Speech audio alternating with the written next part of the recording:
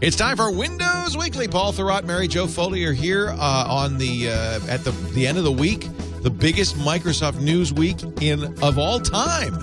We'll talk about the Surface, Windows Phone 8, and more. Stay tuned.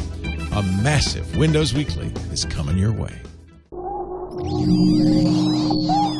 Netcasts you love. From people you trust. This is TWiT. Bandwidth for Windows Weekly is provided by Cachefly at CACHEFLY.com. This is Windows Weekly with Paul Thurrott and Mary Jo Foley. Episode 266, recorded June 22nd, 2012. Under the Surface. Windows Weekly is brought to you by Ford, featuring the My Ford mobile smartphone app for electric vehicles. The My Ford mobile app makes the electric driving experience fun and efficient. Learn more about Ford electric vehicle technologies at ford.com/technology. And by Carbonite Online Backup. Automatic, continuous, unlimited backup for your computer files.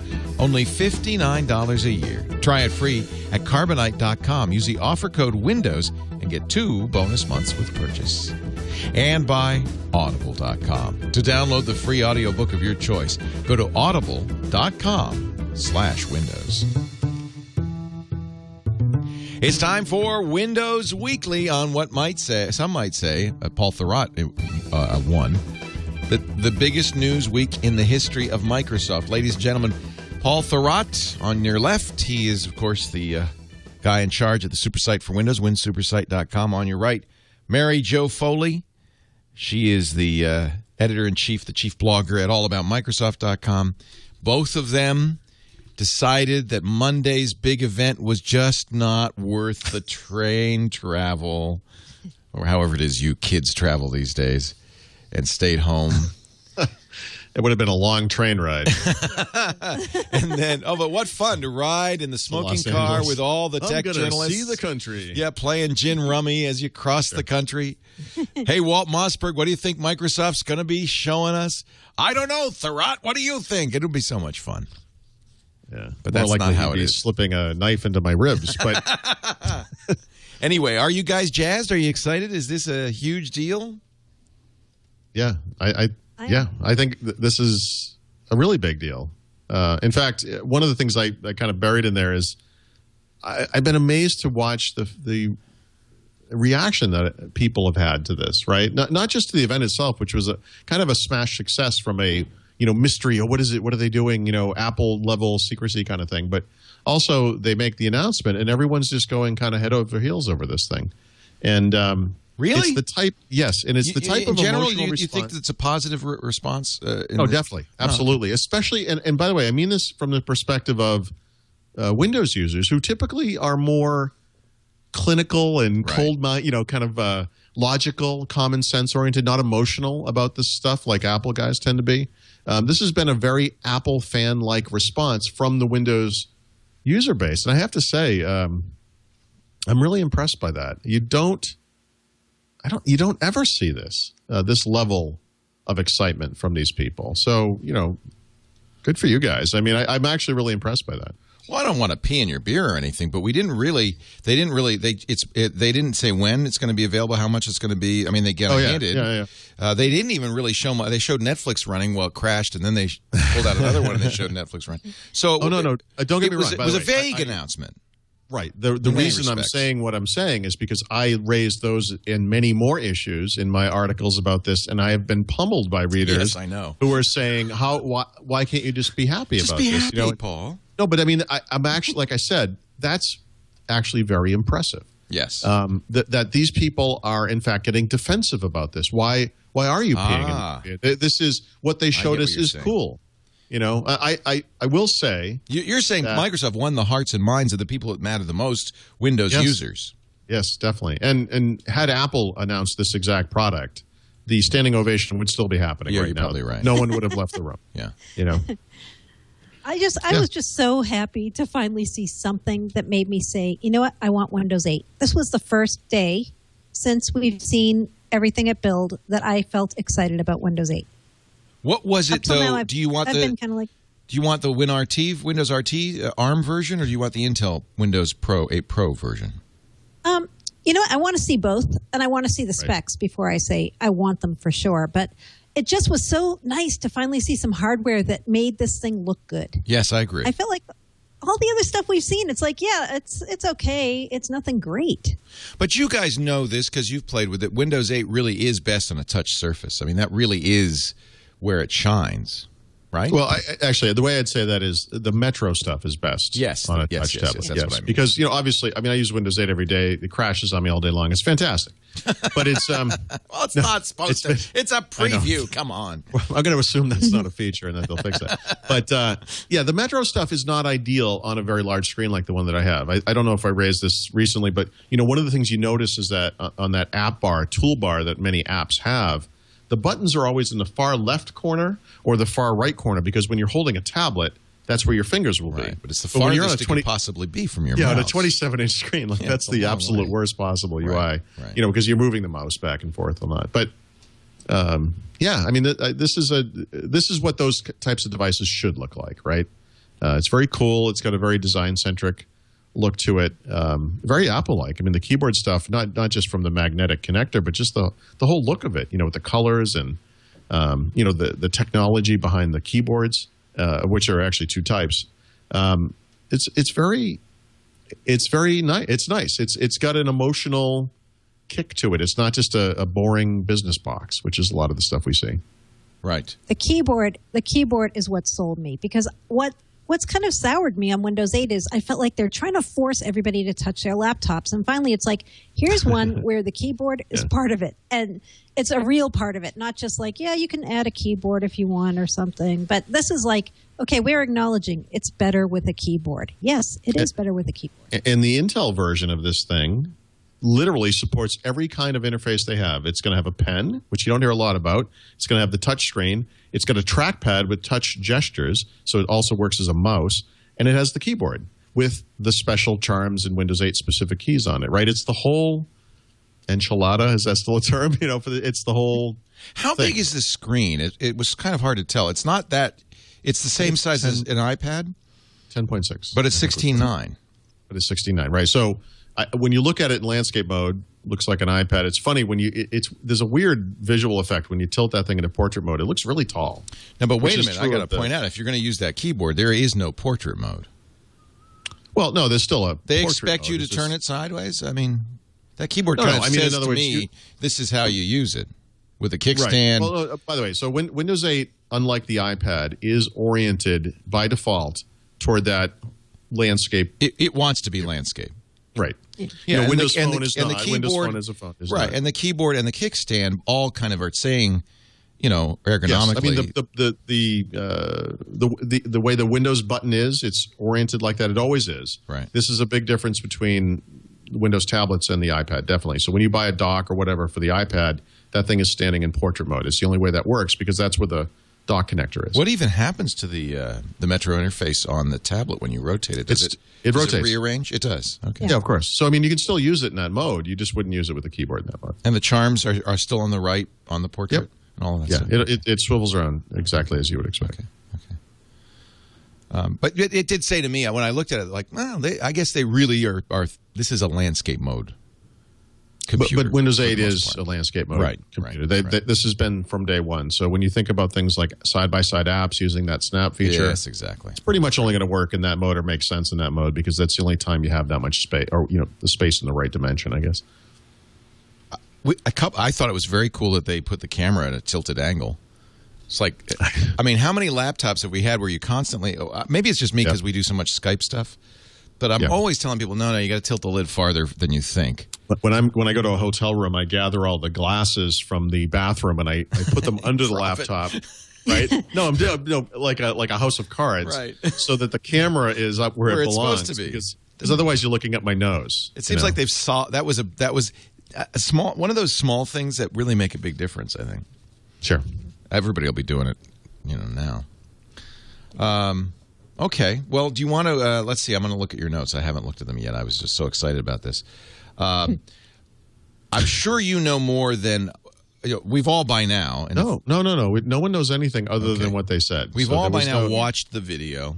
Yeah. Steven Sinofsky seemed a little ill at ease. Does he not like presenting in front of a large crowd? I think that's his vibe. He's kind of a little nervous. He's an engineer. I think the demo crash. The demo crash got him a little. That threw him a little bit. Yeah, sure.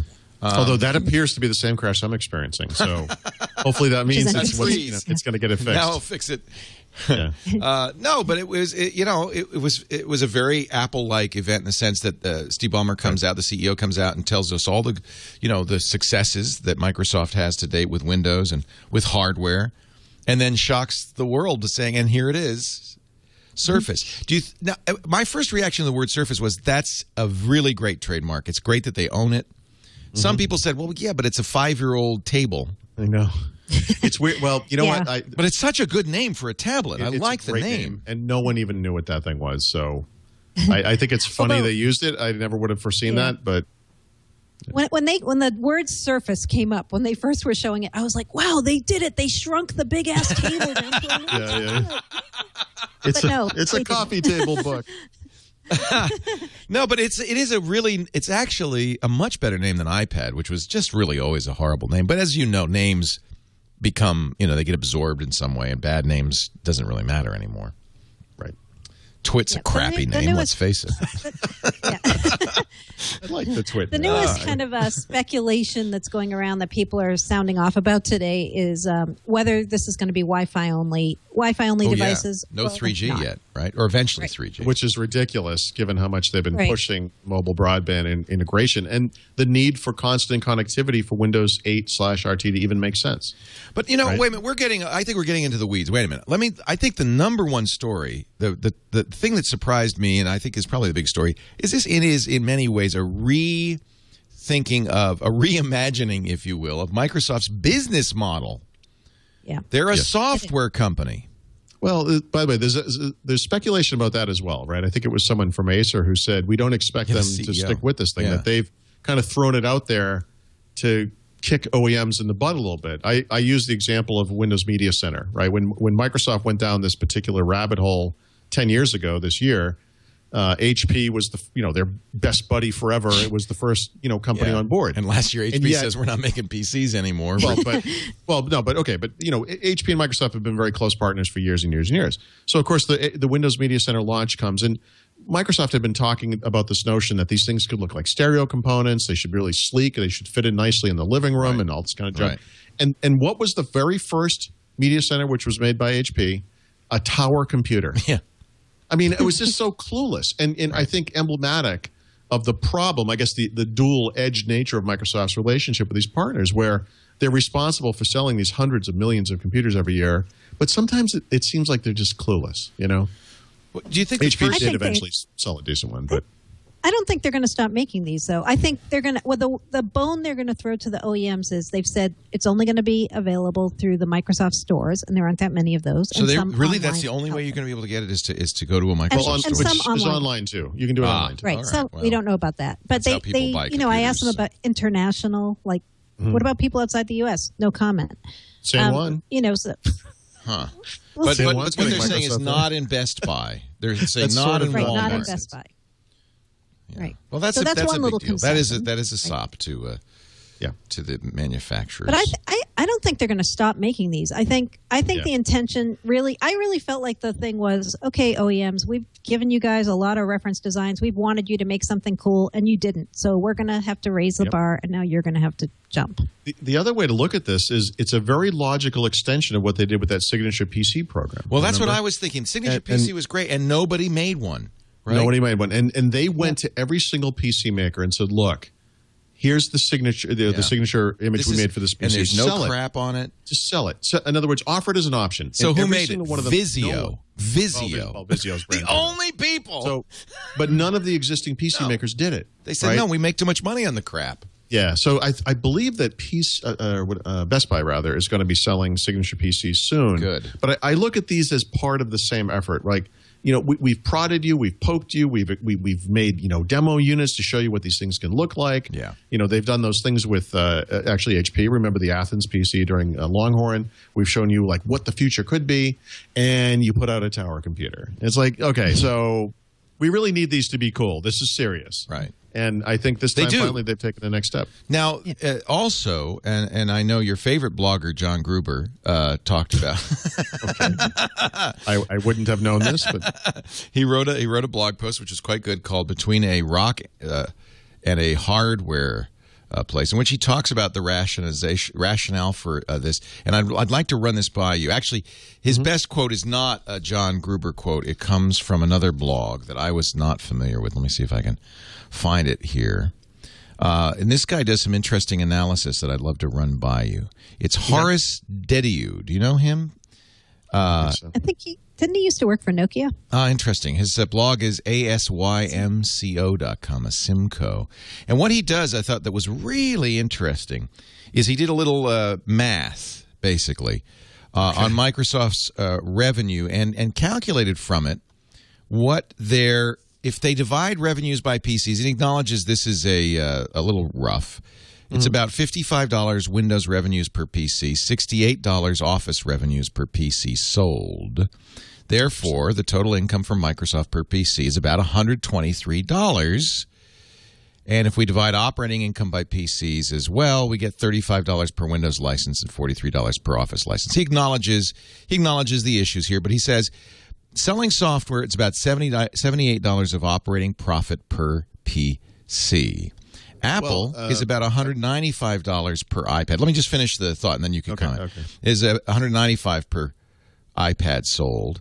And then, of course, Microsoft makes it up in volume. They sell a hell of a lot more PCs than Apple sells iPad. However, that is changing. The trends are in the opposite. The trend is not their friend. So his point, and Gruber kind of picks this up and says it as well, is that Microsoft almost had to do this because in the long run, profits were going to decline if they continue to be a software manufacturer only. In other words, I'm sorry, you're saying Microsoft had to become a hardware company. They had to become a hardware company. For years, people always said, well, look at Apple and how great they're doing. And I think it was John C. Dvorak would say, yeah, but whose wallet would you rather have, Steve Jobs or Bill Gates? Because there was so much more profit in software. That seems to be changing. That could be a very good argument for what happened here. It's hard to say because, one of the things we saw with Windows 7, although actually arguably it would be less of a true Windows 8, was that a much larger percentage of Windows sales were actually to upgraders.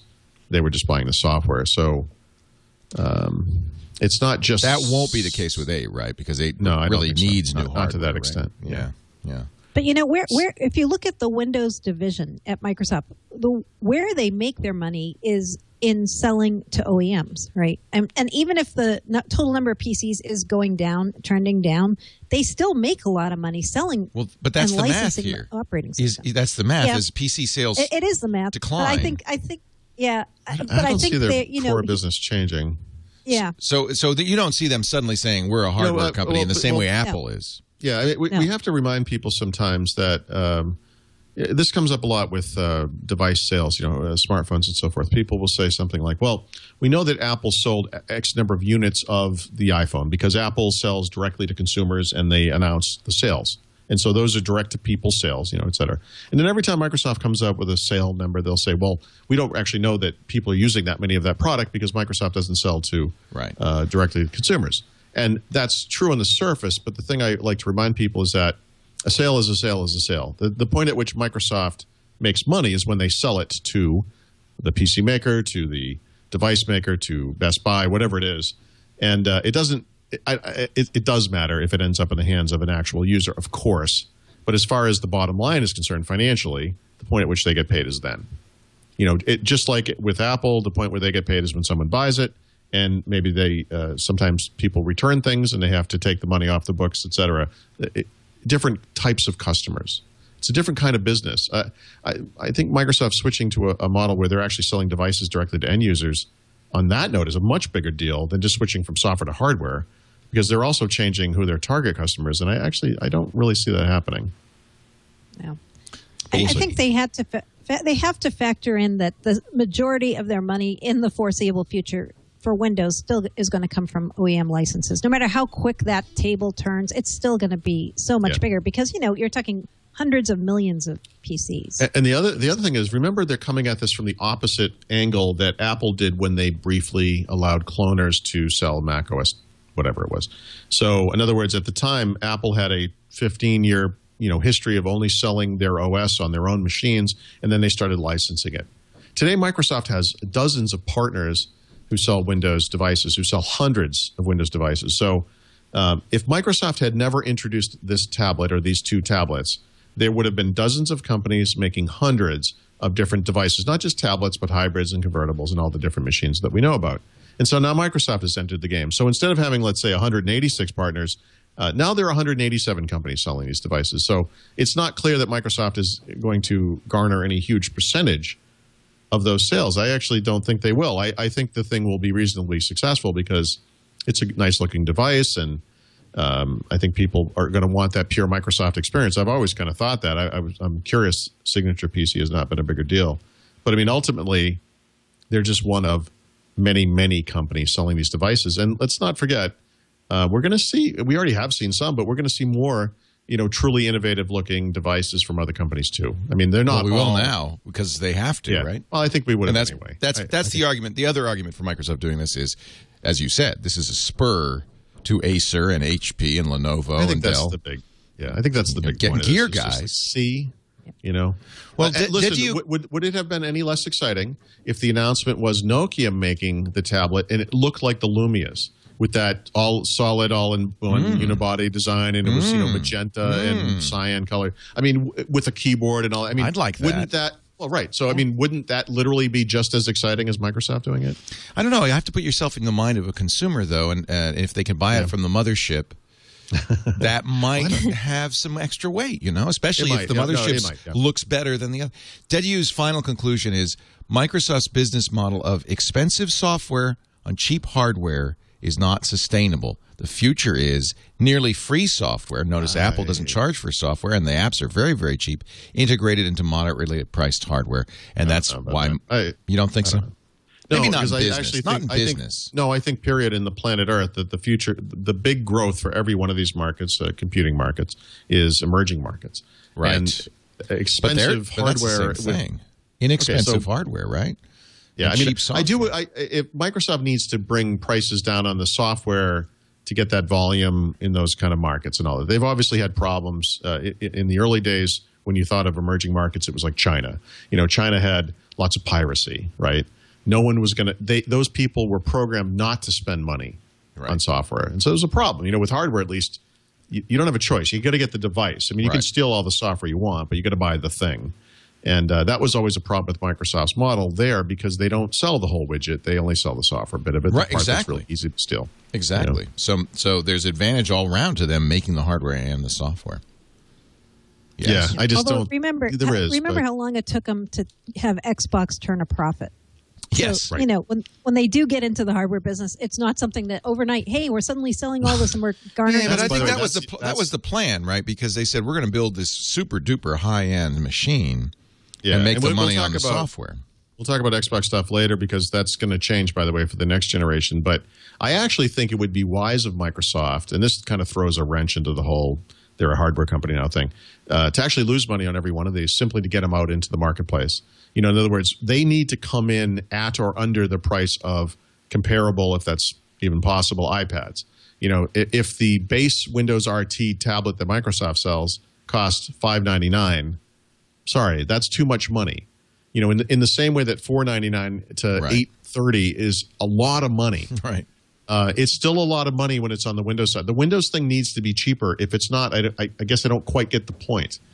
And so I'm very curious to see.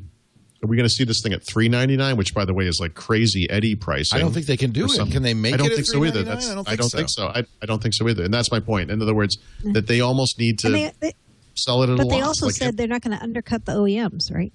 Oh, boy, this is tough. Did they say that? Yeah. So you see, so it will be expensive. There are a lot of questions here.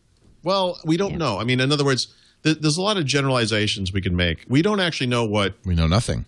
their partners are going to sell Windows RT devices at either. The one thing that he said, and Mary Jo may remember this better than I do, I believe they said that the Pro version, which is the one based on Intel, which is the one you want. Maybe. The one I might want. We'll see. But it will sell for roughly the price of an Ultrabook. Right. Which is like what, $699 to $1499 on a Yeah, it's a broad range. Yeah. Right. So if it's $999, comparable to, they did use the word competitive. Okay, but $999 is it's expensive. Oh, it'll be that much. It's got to be that much. It's expensive, but that's expensive. To protect the channel because it's going to cost that much to make, et cetera, et cetera, et cetera.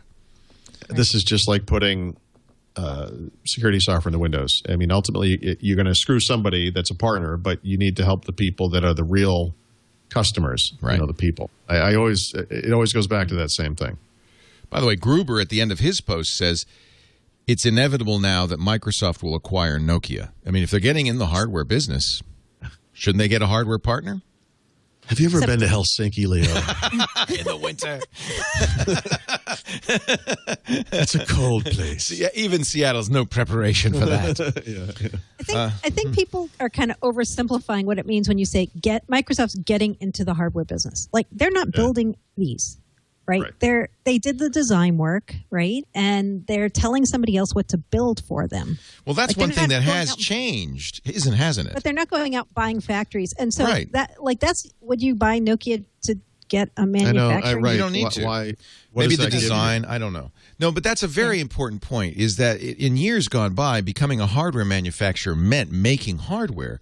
Nowadays, it doesn't. Everybody goes to the same companies, Foxconn in China, and they make it.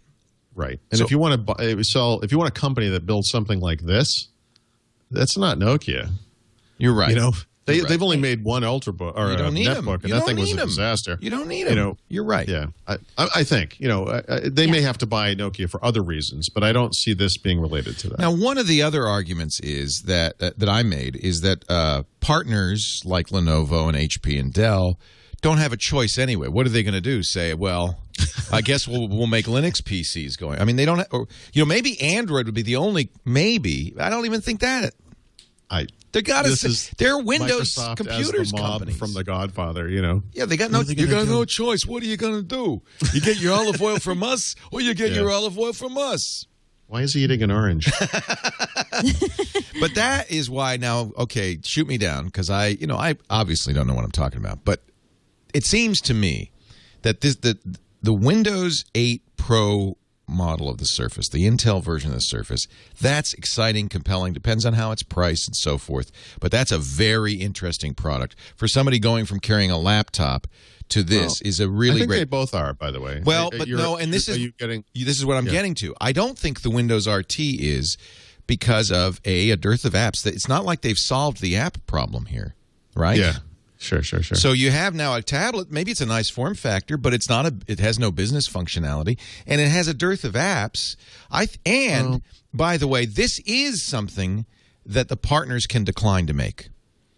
This is something that Lenovo, Dell, and HP, I can guarantee you in their boardrooms right now, they're saying, well, let's cross that one off. We're not going to. If Microsoft thinks we're going to make a Windows RT tablet, they got another thing coming.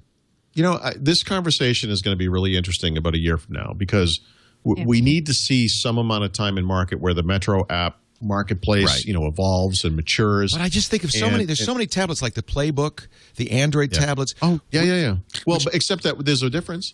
The one thing that Palm never had going for them, the one thing that RIM really never had going for them was this amazing backlog of developers who have been plying away at .NET code from years and years, and they either understand whatever it is, the .NET framework, WPF, Silverlight, whatever, Windows Phone even, and moving into these APIs is fairly easy from those. That was one of my questions is, if I'm a developer and I'm developing a Windows 8 app with a Metro interface, is it kind of almost free for me then to get a Windows RT app out of it? It is absolutely free. Not kind of free. It's the same. That could be critical then. So then if I'm doing Angry Birds or whatever, I don't know, that's a lousy choice. If I'm but that's true. But Angry Birds, yes. I'm doing that for Windows 8.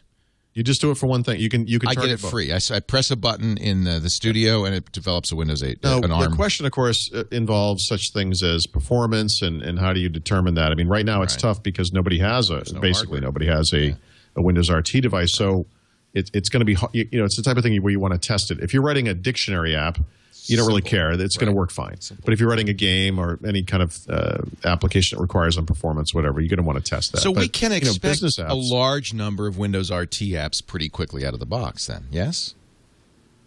We'll see. I mean, I have to be honest. I mean, months into this, it's June, whatever, so almost 4 months after that store opened. There's actually a lot fewer apps in there than I thought were going to be there. Yeah. I was under the impression that they would launch with X number of apps and that every week, on a Tuesday or whatever, just like iTunes, they would add new apps. And they did that for like a week or two, and then they stopped. And then they had some more apps at release preview. And I can tell from the stuff I've gotten from Microsoft that there is a push now with developers that they're being very aggressive trying to get apps into the store for RTM is what's happening right now.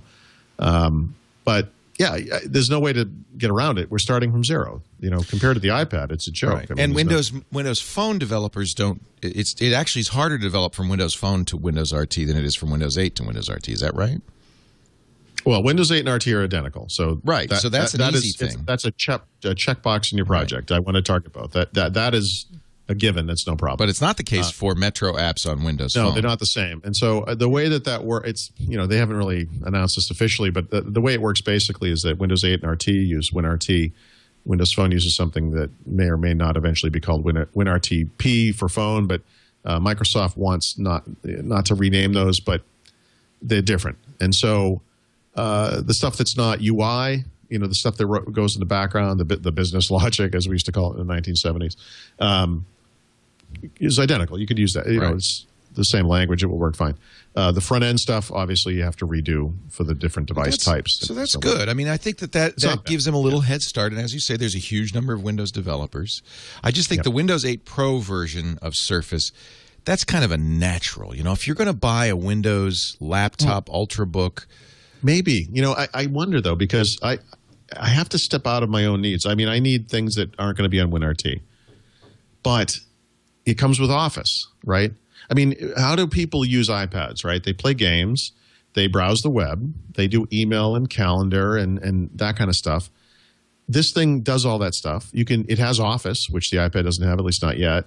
They can bring it into the workplace. It can be centrally managed, just like an iPad, and then eventually more than an iPad. We don't know what this management infrastructure is quite yet, but there's going to be something that's between full domain join and group policy support and what they have on the iPad, Exchange ActiveSync. So somewhere in the middle of those two things. IT's going to love this device, I think, almost because it's so limited. Really, in a way, right? I mean, you can't arbitrarily run. You're not going to install Adobe Reader on this thing. It doesn't exist. Right. I could see them wanting it for that reason. The apps are all safe. Is it a consumer platform too? Is my mom going to want Windows RT? It's primarily a consumer platform, I would say. Yeah. So that's the challenge too, because you've got a very, very successful competitor with a lot of apps. It's kind of the default choice. Yeah. That's a tough one to compete against. Whereas the Windows market, you kind of own. Who are you competing against there? Yeah, yourself. Yourself and your Dell and Lenovo, yeah. It's going to be really interesting to me how Microsoft markets this. Like, are they going to market it as a tablet or a PC? Because they're calling them PCs if you look at their press release. They're not calling them tablets. And there are going to be... And that also plays into things, too. There was a great graphic. I wish I could find it or tell you who made it, but it was basically just a line drawing. It was the difference between a laptop and Microsoft Surface. And on a laptop, the screen is really thin, and the laptop base is a little thicker. And on the Microsoft Surface, the keyboard is really thin, and the top of it, where the screen is a little thicker. It's like it kind of throws that whole thing on its head, which is why it requires a kickstand, of course, because it would be top heavy like a baby or whatever. Otherwise, like a baby. And I shouldn't use myself, just as you shouldn't use yourself, Paul, as a template for this. But I really love the Windows 8 Pro version. If it's got decent battery life, I like the form factor. I would get the keyboard with some travel. If it's not loud, and we don't know, right? If the battery life is more than 2.5 hours, we don't know. That's the problem. That's the problem. We don't know. But assuming that it's nicely done, I think that's going to be a great product. I think for people like me who don't use a lot of apps, I really don't use a lot of apps when I look at what I do day to day. I would go for the Windows RT version if the battery life is 8 hours or more. Right. Yeah. And by the way, so that's a good point too. When I travel now, I bring an Ultrabook, which is incredibly light. It's less than 3 pounds, and I bring a tablet. This last trip, I brought an Amazon Kindle Fire, but I brought an iPad with me. These things weigh a pound and a half or 2 pounds at most, or whatever it is. Those two items in the bag at the same time, the tablet and the Ultrabook, weigh way less than my previous laptop. Right. So I could see a Windows RT tablet serving that same purpose for me personally, where it's for media. I rent a couple of movies. I've got some music on there, whatever it is, and I'm using the touch apps and the touch screen. I don't even worry about the keyboard, but it's kind of wonderful to be able to. I mean, imagine you're just bringing that tablet and then this keyboard, which weighs nothing. Right. Assuming I could actually get work. I'm not clear that I could type on this thing. That's something I'm going to want to test. But I mean, that's almost surreal, like how light this whole thing would be. If that could be it, and if it got killer battery life, that's amazing. So the possibility is there. It's just going to depend on your specific needs. Paul Thurrott, Mary Jo Foley, we're talking about the biggest week in the history of Microsoft, maybe since Windows 95's release, maybe ever. Ever since the Apple II CPM card. Yes. Microsoft has not made a more compelling hardware product. No, I'm just kidding. Flight simulator, baby. Hey, I think we covered at Tech TV the launch of Xbox, the original Xbox, and that was very exciting. Right. That was really exciting. No, there have been moments that have been exciting. I always go back to PDC 2003, which no one outside of our little industry I always would go back remember. To that too. I dream about that. No, but if you were there, you would, because there were people almost trampling each other to get into this room to learn about Longhorn at the time. And that killer demo they did, where, of course, later we found out it was like, director-based fakery, No, but it was an amazing apex, I thought, for Microsoft. And just their whole, we're going to change the world. And we were all, drinking lemonade and, putting on the fancy sneakers. But it was just awe-inspiring. And, of course, to a fairly small audience compared to the whole world, of course. It's been kind of downhill since then. I have heard from people who work at Microsoft that there is that feeling on the campus that we got our mojo back. That there there is some excitement. It does. Would you agree that this is pretty for a company that I was terrible about this, just saying they're down and out, it's over. Right. They came back. I think Steve Ballmer has the right, because I was saying he should be gone, to say, hey, see, we had something in the works. We were doing something. Now what do you say? Now what do you think about it? We'll see, but I know. Right, I'm sorry.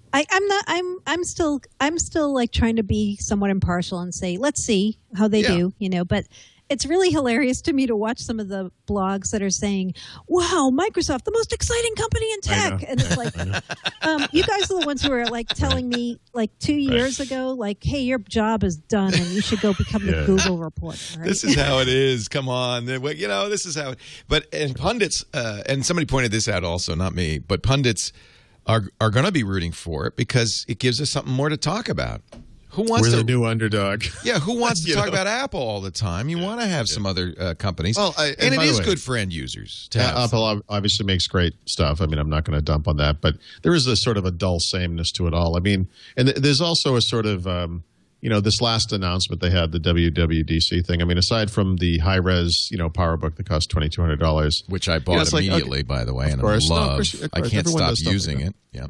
But the rest of it was just like evolution. After a while, as Apple becomes more and more popular, they get stuck in that same rut that Microsoft has been in forever, where you have a mass user base now. This is not 25 million Mac users. This is like hundreds of millions of people now. Right. And you have a responsibility to those guys and don't certain worry, Apple's never taken anything seriously like that. Responsibility. There's going to be a big backlash if they screw over that crowd. Right. It's not the same. Oh, but they do it all the time. They will. Okay. They will. And speaking of which, they'll suffer for it. Apollo won't work on any existing Windows phones, but we're going to get to that. Okay. Speaking of which, and a lot of other things. There's a lot to talk. This is a great. This is. You see what I'm saying? Is that tech pundits love this because it just makes the world more interesting. Oh yeah, no, I look at this like, this is like the best steak I've ever had in my life. Whether it's good or bad, it's something to talk about. Yeah. And we don't know ultimate yet. tofu burger. Right. Yeah. Well, not exactly. You're kind of on the same page. I'm not. Who let the girl in here? Yeah, the vegetarian. We're going to continue in just a moment. Mary Jo Foley, Paul Thurrott. We're talking Microsoft. But may I also talk, and in a way this is talking Microsoft, about Ford. I went down to the new Silicon Valley office that they opened. They actually had a great event at the Computer History Museum, and a lot of press was there talking to Bill Ford, the chairman of the board, and the CTO of Microsoft, Paul Mascarenhas, and Prasad, who's one of the people running their new Silicon Valley office. Why are they opening a Silicon Valley office? Because, and Prasad explained this to me, and I thought this was genius. Ford is thinking of the car as a platform for developers, a platform for software, a platform for innovation.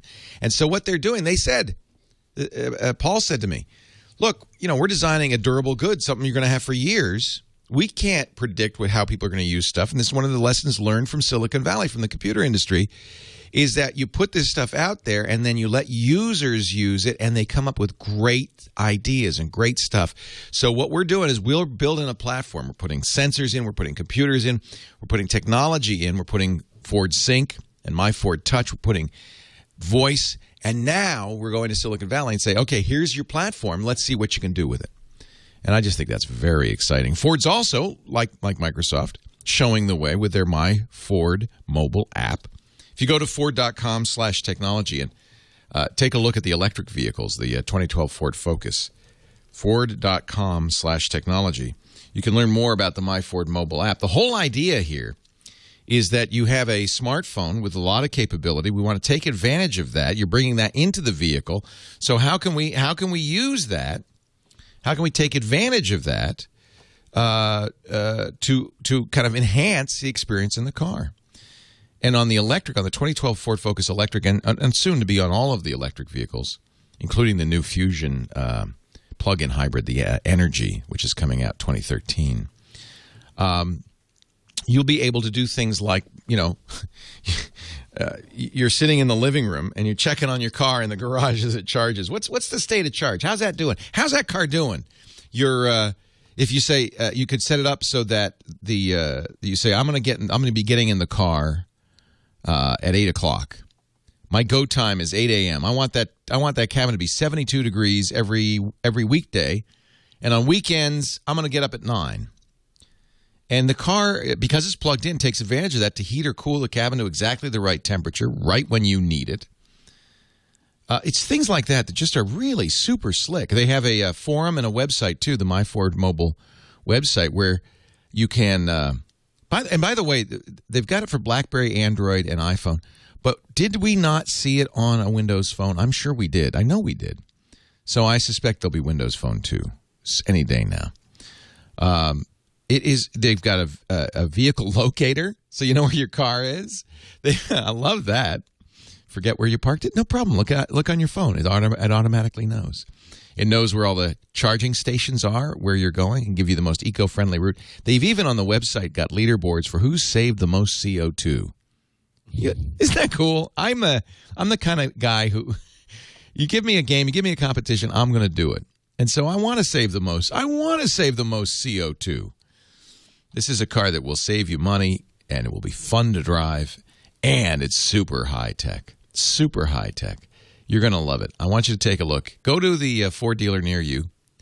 EV-certified Ford dealers have the 2012 Ford Focus. Bring your smartphone. They'll put the app on it. You could try it, the My Ford mobile app. Or visit Ford.com/technology. When I was down there, we took a look at a number of really sweet cars, including the electric Focus. It is beautiful. And the new Fusion, oh, man, it's on the Lincoln MKZ platform. So it's a nice, comfortable car. Oh, I can go on, and I won't. Ford.com/technology. Give it a try today. All right. Surface, baby. Who's making it? Do we know? Is there speculation about who's going to make this? Yeah, supposedly Pegatron, who is one of the original design manufacturers making the iPad. Right. That's just Pegatron's rumor. an awesome name. Pegatron. Pegatron, company of the future. Pegatron. It's a name they could use because they knew no one would know it.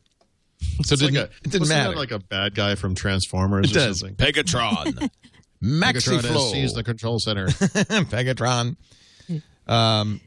Are there leaks? I mean, are we, with the other hardware, we'll see leaks, we'll see information. This took everybody by surprise, didn't it? Yeah. Nobody had any clue that's what they were going to do. Eventually, a couple of days before, people started saying the word tablet, but I don't know. Right. I thought it was going to be an Xbox. But only after the event was queued up. Right. I'm desperately afraid of what this means to the future, because every time they're successful doing something like this, I can just see their little evil minds working over there in Redmond. And let's do it again. That worked out good. We're going to release Windows 9 without telling anybody. Why the sudden surprise, though? Do you feel like this was because they knew Google I/O was this next coming week, and Google was almost certainly going to announce a Google-made tablet? Was that the reason? Why not do this earlier? Why not do it later? Why do it now? I think Google's the main reason. Yeah. The other thing I've been thinking, though, is it just seems so rushed, right? Why would you tell people the Thursday before? Right. I guess other than just to build excitement, of course. No. It felt like it felt. I could just see this board meeting on Monday where they said, "I think we could show it. I think it's ready." Or it's like, "Oh crap, CNET has it. Let's." Right. Should we do it? What do you think? Let's just do the event. What do you think? Should we do it? Yeah, let's do it. All right, let's do it. No, it's like we're not even going to tell you the event until you they didn't arrive know where in it was, the venue. Yeah. So then they're like, Bob, would you see if any was on Vista venues Street. are free on Monday? What's on Vista Street? Anything on Vista Street we could use? And part of the reason this stayed secret definitely was they didn't tell a lot of people at the PC partners, right? Like, I don't really believe they only told them on Friday. I think they told some people Friday, but some people knew before that. But they didn't tell the world like they usually do. So that's who leaks all this stuff, are the PC makers. And if they knew Microsoft was going to make their own tablet, you can bet they would have leaked it to us because they would be so mad, right? And explaining why it was so terrible. Right. Right. But we would have heard about it if they had told the masses, for sure, because those are the ones who leak all the time. Yeah. I'm told by somebody in our chat room that I guessed this on TWiT last Sunday. That it'd be a Windows RT reference tablet is what I said. Oh, there you go. That's the closest I've seen. Yeah. That was pure. I can guess these things because I'm so ignorant. That you're like the Rain Man. I'm the Rain Man. One time in 1,000, I'm right. But those are the ones I want you guys, please remember those. It's going to be a reference design. Definitely a reference design. Yeah. That's it. Definitely. Right. And then you went in the corner and counted matchsticks. But that's what Google has done. And it's interesting because Google, I don't think you would say Google wants to be a hardware company. But they make the Nexus phones to show their crappy partners, no, this is what we mean. And that's why everybody speculates that at I/O this week, they'll do the same with a tablet. No, you idiots. It's interesting to look at that because, the Google hardware has never really sold very well. They're not why they want to do it, I don't think. Yeah, and they very Microsoft-like, well, or maybe I'm flipping that around, but in the sense that Google, of course, only sold them, remember, directly from their own website at first. And now with the latest one, the Galaxy Nexus, they've finally broadened that out. And I would expect Microsoft to maybe kind of do the same thing with the tablet. But I think that's half the point. I don't think Google ever hoped or cared if they made a bunch of money on this thing. I think the point was just to get it out there and be like, see, this is what it could look like. Not necessarily that these things have been great. I mean, actually, I have that Galaxy Nexus. I'm not impressed by that machine at all. No, I didn't like it. I was actually very disappointed. Yeah, I was too, and hopefully, and I suspect I have the Galaxy S3, and Paul, you will be disappointed. I can't see it because my video is not working. It's totally lovable. It's beautiful. Yeah. So have you seen the HTC One? It's also excellent, and they're very similar. How would you decide between those two? I asked Nicole Lee, who we hired away from CNET. That was her sole one and only job at CNET, was reviewing cell phones, and she's reviewed both. Yep. And it's a tough choice. She likes the camera better in the HTC. The reason I prefer the Galaxy S3, it does have a better screen. It's the best Super AMOLED screen that Samsung's ever done, and I know you've seen those on the Focus, and they're really gorgeous. But it also has interchangeable batteries. You can, and the HTC One does not. And one of the things I always do when I buy an Android phone is I buy several extra batteries. Absolutely, yeah. Because then all you do when the battery dies, you just pop in a new one. So I have 3 Samsung batteries, and these are bigger batteries than normal. If I fall down suddenly, it's because my chair is about to break. I'm sorry. Oh no! It made a weird creaking noise that Paul, wasn't confident. How's the diet going, Paul? By the way, I'm just curious. I'm fine. No relationship, but yeah. Anyway, people didn't tune in to hear me talk once again about the Galaxy S3, but sure. It is interesting that Google doing its quote hardware has never sold successfully. They do it more as much for developers to give them a pure platform. I don't think they care, and I think that if Microsoft goes into this with the same attitude, they'll be in good shape. And then I don't get that feeling. I get the feeling they want to sell these like crazy. I think they would like to have some kind of success story, and I think they're lying. I think they're lying to the channel when they say, "Oh, don't worry, it'll only be at the Microsoft store." I think that's a big because fat their lie. next announcement is there's going to be a mini Microsoft store in every retailer in the world. Exactly. They're like, oh no, it's only going to be in the Microsoft store. Best Buy's Microsoft store. I mean, the Microsoft store will be. No, don't worry. I seriously think that if Ballmer's a competitive guy, you think? And I think he looks at Apple, and I think he looks at Lenovo, and I mean, it's a tough one because Lenovo's been betty good to Microsoft, as has Dell. But honestly, those guys, they're still going to make cool-looking devices. They have to.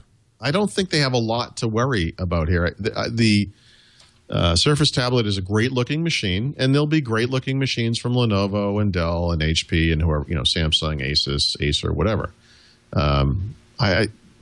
Choice is good. I don't. There's no negative here, really. Right. So for availability, they said roughly when RTM ships, right? Yep.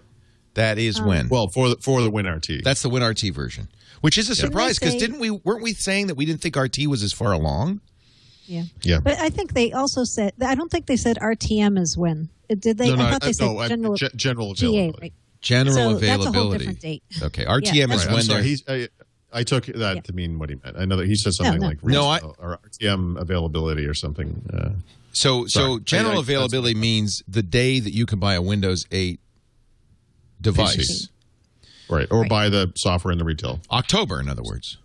Probably. Well, or whatever. I mean, we don't know, but isn't it pretty aren't we I thought we were fairly certain. If they can hit a little early, because there were rumors, July 29th or whatever the date might be. That soon? If they could hit it that quickly, I mean, I suppose you could be looking at September, but October is obviously the safe choice. Right. And then 3 months after that for the Windows 8 Pro version. That's what I was just going to say. I'm like, so that puts that in December, right? Huh? Is that a chipset thing? I mean, what are they... Yeah, I think it's a chipset thing. What if it's January? Right? I know. Then it gets really weird. I mean, it would be I should say it would be really horrible for people who are consumers who might want that device. For business users, they don't care. They're waiting anyway. They're sitting on Windows 7. They're not rushing. Well, I don't think Windows 8 is going to have a huge deployment in business, except for one thing. Yeah. There are these kind of niche-ish scenarios where like executives who want tablets, right? That kind of thing. That's where the pressure comes from. Smithers, get in here! I want one of those. Right. So, and like I said, I think IT orgs are going to look at this thing and say, you know what, this is way better for us than an iPad or an Android tablet or whatever. And so, I don't think it's going to be a mass deployment, but I do think that's going to be a decent thing for them. It's very interesting. We'll see. But yeah, January if it ever was January, that would just be pointless. It'd be horrible. We do now know, though, that our Windows RT is farther along, right? Now, did we at Computex, did we see Windows RT tablets? Not really. No. They were under glass mostly. Yeah. Lucite. I think they're going to put them into the Carbonite. They were locked into Carbonite cubes. Yeah. It's precious. And nobody really got to try out a Windows RT Surface this week either. Oh no, Like, didn't David Pogue or somebody get to touch it? No, they got to touch it. That's exactly right. They got to touch it. And then they were given non-working prototypes so they could play with the keyboard. Right. Oh, interesting. Or as some bloggers would call that, hands-on. Right. With Windows hands-on. Surface. The Verge. Hands-on with Windows 8 Surface. It's just it's a little bit of an exaggeration. So you're saying they couldn't touch the screen and move icons around? They could only touch No one ever picked up one of them, walked away with it, sat down at the table and played with it. No. Right. The best hands-on is from Tech Radar UK. They somehow wrangled to get one of these after everybody else left or whatever, and they actually get to type on one for a minute. Because hold on they a second, talk like this. But is that Mary's article? Yeah, Mary's new article. No, but that was not a working machine. I talked to her in San Francisco. That was a non-working dead prototype. She played with the keyboard. Really? So, in other words, when you type, nothing goes on the screen. It's just you're feeling what the keyboard feels like. You got to see the weight of the thing and how it sat, and would it sit in your lap? And she said yes. And could you type on it? And did it? Was the tactile feedback any good? And she said yes. But it was not attached to a working machine. And that's exactly what I mean. In other words, that's hands-on with air quotes. Yeah, that's what they called it. It wasn't. It's not the real thing, and that's been the point of my kind of criticism with that kind of description. It's not.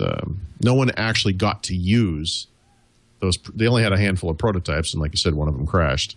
Right. Microsoft held on to those very closely because they're not ready, which is part of the reason I'm wondering why the timing. Part of the reason it seems like it was hastily thrown together. It seems odd that these things were in such an early state.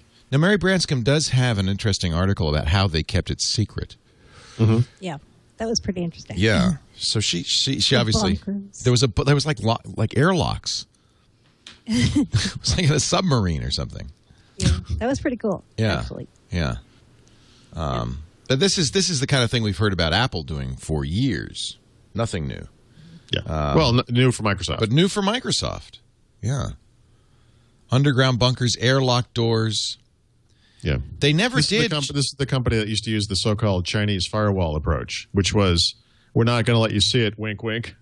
Did you want to see it? Because it's right here. They never did say the resolution, did they? She points out. No. There's some notion that the WinRT one will have a lower res than the Intel one, if I'm not mistaken. I thought the Intel one might be full HD, meaning 1920 by 1080, and that the other one was just HD, meaning 1366 by 768. But that's not possible. And the reason that Steven Sinofsky spent so much time on how great the click of the magnets sounded when you attach the keyboard is because they spent a lot of time on the sound. The kickstand, right? And the kickstand, that it would make a nice chunk. Do you think they brought in Robert Frick to do the sound? They might have. Panos Panay said, we wanted to get that visceral feeling, that emotional connection. We created a specification for the sound, and we iterated over and over again, testing it in an anechoic chamber. That's exactly how you know Microsoft wrote that. Iterated. It's iterated. Iterate. And then she got a great picture of these 3D printer prototypes, non-functioning. They look like bars of soap, but I recognize the 3D printer look.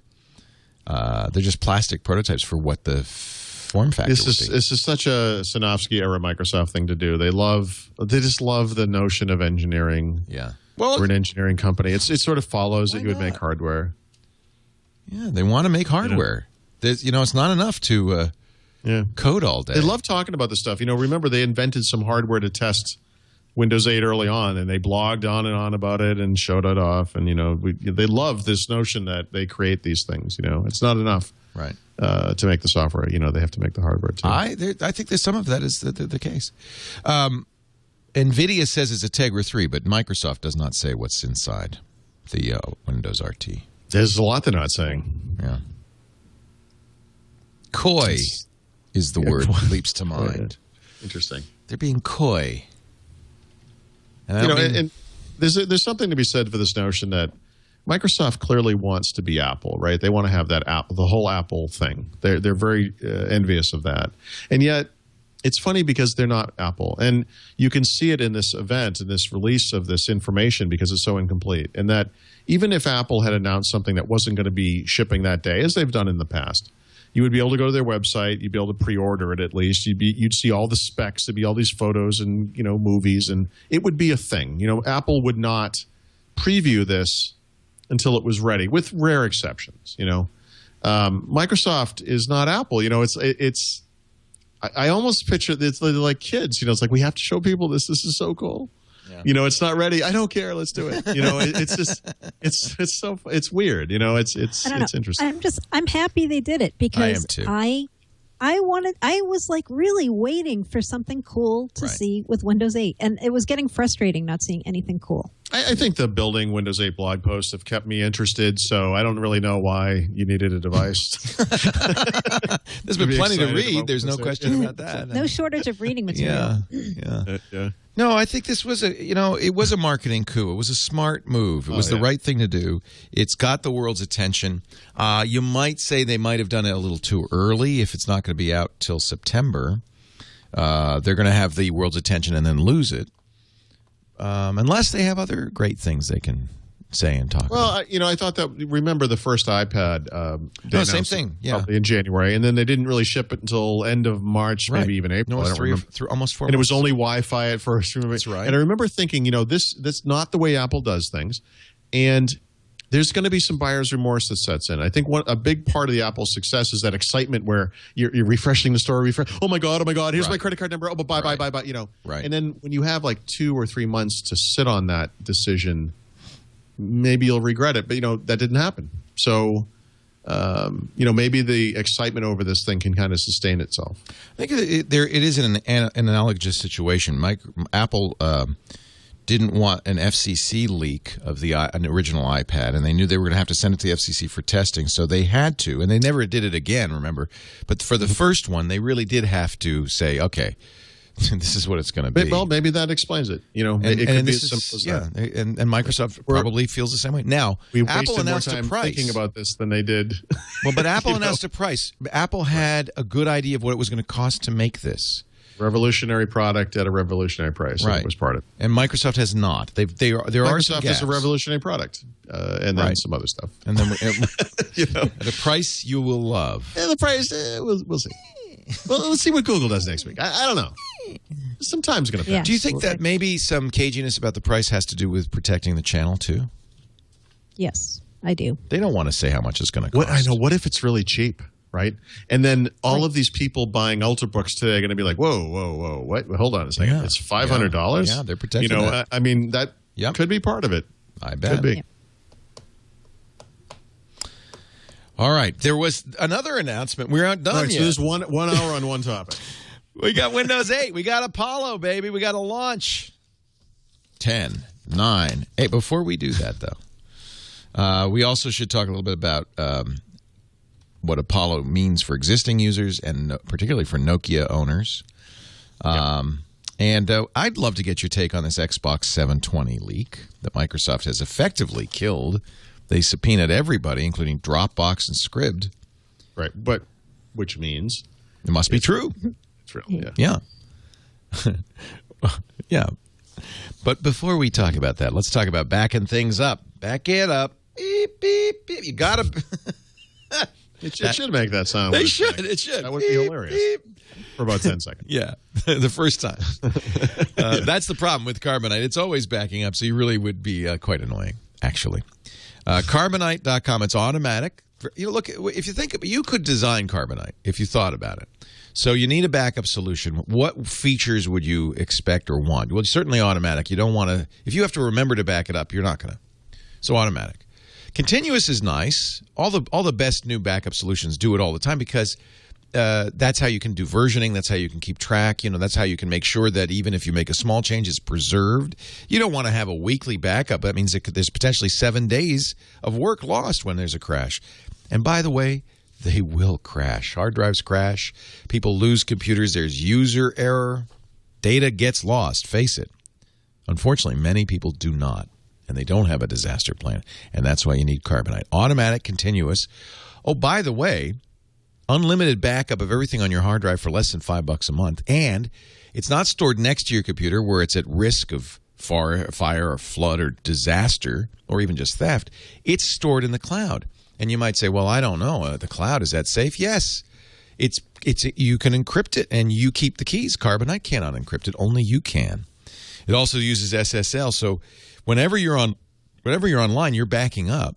It's really important. You know, it'll be very important for things like Surface, because those things are easy to lose. You're walking around. Whenever you're online, even if at an open access spot, it's backing up. And it's using SSL, so it's completely secure. And then when you need your data, it's there. You don't even have to wait for a disaster. You can use their smartphone apps, their tablet apps. They're free to access your Carbonite account. You can even log on any computer. Log into your Carbonite account. There's all your data. Cloud storage, too. And all this $59 a year for one computer. They also have plans for multiple computers, external drives, all of that, small businesses. Visit Carbonite.com. Use the offer code WINDOWS. That's easy. And you could try it free for 2 weeks. If you decide to buy, when you've used, and only if you use the offer code WINDOWS, you'll get 14 months for the price of 12, 2 free months on that trial, after that trial. But do the trial, free trial. Why not? Carbonite.com, offer code WINDOWS. This is the backup you've been looking for. It's not, maybe, look, I'm not saying it's your only backup solution. You should still have an external drive next to your computer and all of that. But this is the one you need that's kind of like fills in the bits, and if there's a really bad disaster, you've got it backed up. Carbonite.com. So you did come out to the Windows 8 reveal, right? I mean, the Windows Phone 8 reveal. Yep. Yeah. Paul Thurrott. I'm a slave to Windows Phone, Leo. Well, let me ask you, do you guys regret not going to the Surface event? No. Mary Jo? I do. I do. Would have been fun to be there. It didn't seem like it was a lot of more time. people. That was a fairly exclusive invitation, I think. I don't know. It seemed like a lot of people got invited. A lot of people probably didn't go. I didn't get invited, so please don't say anything like that. Just say it was very exclusive. The reason just to be clear about that, I mean, I could have gone. I have an expense account. I don't pay for this myself. I mean, my work would have paid for it, but I just went to Tech Ed. I'm going to San Francisco. I would have had to change all my travel plans, be traveling more, be away from my family more. My sister was in town with her kids and everything, and it just didn't seem important to me. And as far as it goes, I mean, they didn't hand out devices. No one really got any hands-on time. I mean, given the level of exposure to the thing, I don't think it would have been worth it for me, not traveling. That's a good point. You can watch the thing online. Yeah. So you didn't. The only thing would be, well, did we get to play with it? And since really you didn't get to play with it. Yeah, and as far as the Windows Phone thing goes, I mean, you could kind of make the same argument for that, right? The only reason it was important for me to go to the Windows Phone thing is that I've got friends on that team and people I wanted to meet with, and I think it's writing the book on it. And I don't go to Redmond as much as I used to because we have all these virtual meetings and so forth, and so that was an important thing for me to kind of catch up with those guys and just kind of be there, and so that was worth it to me. If I had known in advance that the Surface tablet was what it was, and then if they had been honest about it and said, "Look, we're not giving out devices, we're not doing this and that," I probably would not have gone. I mean, knowing that. Okay. Knowing what I know, and because I have a lot more interaction with that team anyway, lately because of they're in the middle of Windows 8. The Windows Phone 8 stuff has been very quiet. Well, it's been non-existent actually until now. So, but Mary Jo, you wanted to go for the fun of it. I wanted to go just to carry my own head around on a stick. We got to explain.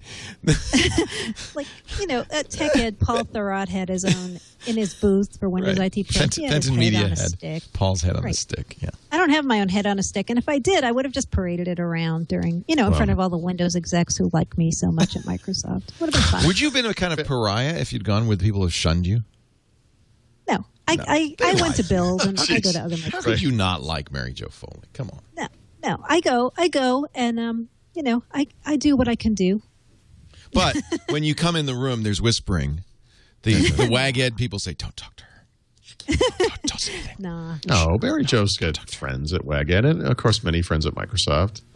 I bet they're sorry I didn't come because I had some custom pom-poms made to jump up when they announced what it was. And, Did you do that at home? Yeah, She I would did have actually. brewed the Surface brew. I was doing a live podcast on Monday night when they announced the word Surface. I yelled out Surface. Yeah, actually, I did too. I did too. I was driving in the car listening to our live coverage when they said Surface. I said, "Great name!" It was like they had that name all along. They know they've got all the IP around it.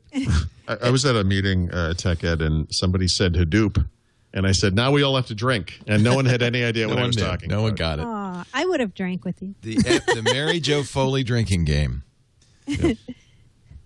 Hadoop. IT buzzword. So, I'd like to introduce a brand new show on the TWiT network. It's going to be called Surface Today, and we'll launch it sometime 3 month after GA. Yeah, there'll be 90 days plus. Apollo, you've been talking a lot about Apollo, Windows Phone 8. Were any surprise?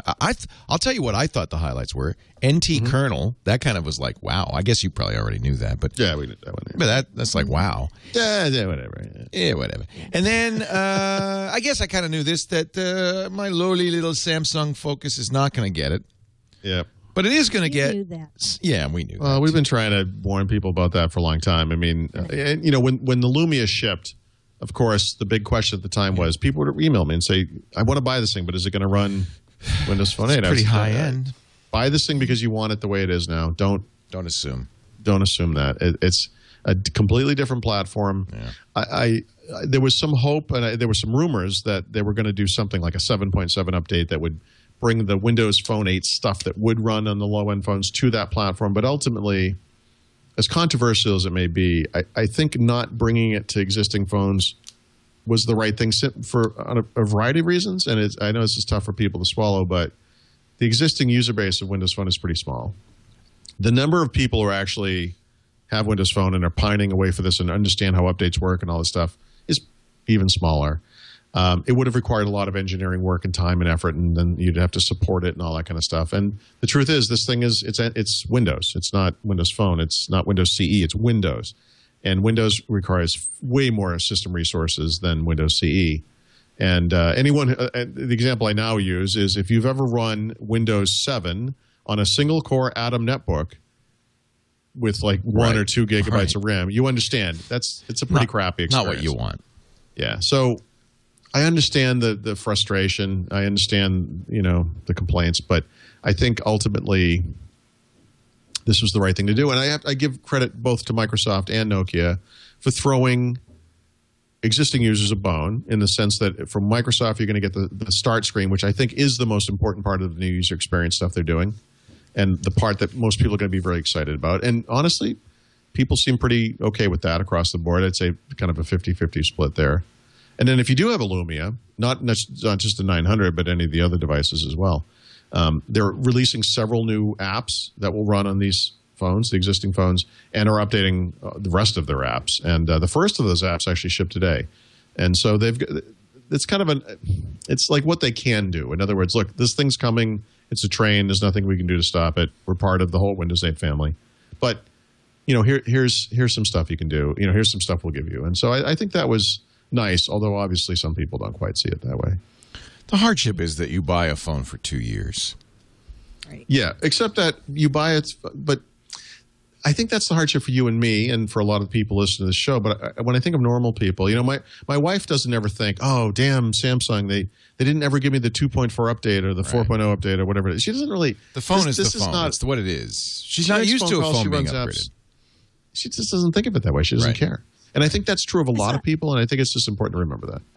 It is. And so many people saying, okay, that's it. No one's going to buy a Lumia 900 now because they know there's no Apollo upgrading coming. I can tell you, when I've been in stores, the people having the conversations with the retailers don't have any idea about anything about the operating system in their phone. We do. People who are listening to this podcast do. But people who are in stores buying phones just going, hey, what's new and cool? They have no idea. So and nobody's going to tell them. By the way, I spent $500 or $400 and something of my own money to buy a Lumia 900, knowing full well it was never going to be updated to Windows Phone 8. And the reason I did it is because I really like this phone. Right. I obviously have different responsibilities and needs than other people. I mean, I write about this stuff, and certainly when Windows Phone 8 comes out, I expect to get some kind of a prototype at some point. I'll buy whatever shipping device when I see what those look like. But this is a good phone, period. And the update part of it doesn't change the fact that there are now 100,000 apps in the store, and there'll probably be 150,000 by the end of the year. And Nokia is expanding their app selection. There are going to be other apps, and I don't really, for that 2-year lifespan of the phone, I don't really see this as a serious issue. But what about? I understand why. TK's 421's point in our chat room that the people who did buy Windows phones were early adopters and influencers. And those people might be, you're right, Mary Jo, of course, the average user doesn't know or care. But those people should have known it wasn't happening. If you're so smart. You're not much of an influencer if you didn't know this was happening. We've been telegraphing it since February. I mean, I don't know. I don't mean to be a jerk about it, but I consider myself an influencer in the Windows Phone sphere. I'm telling you, I bought this thing knowing it was never going to work, and I said that when I did it. I spent my own money on this thing. I love this phone. It's fine. Right. I'm not pining away for something else. I'm not ready to move on to the next thing. I just spent a bunch of money on this thing. I like it. I use it all the time. It works great. Right.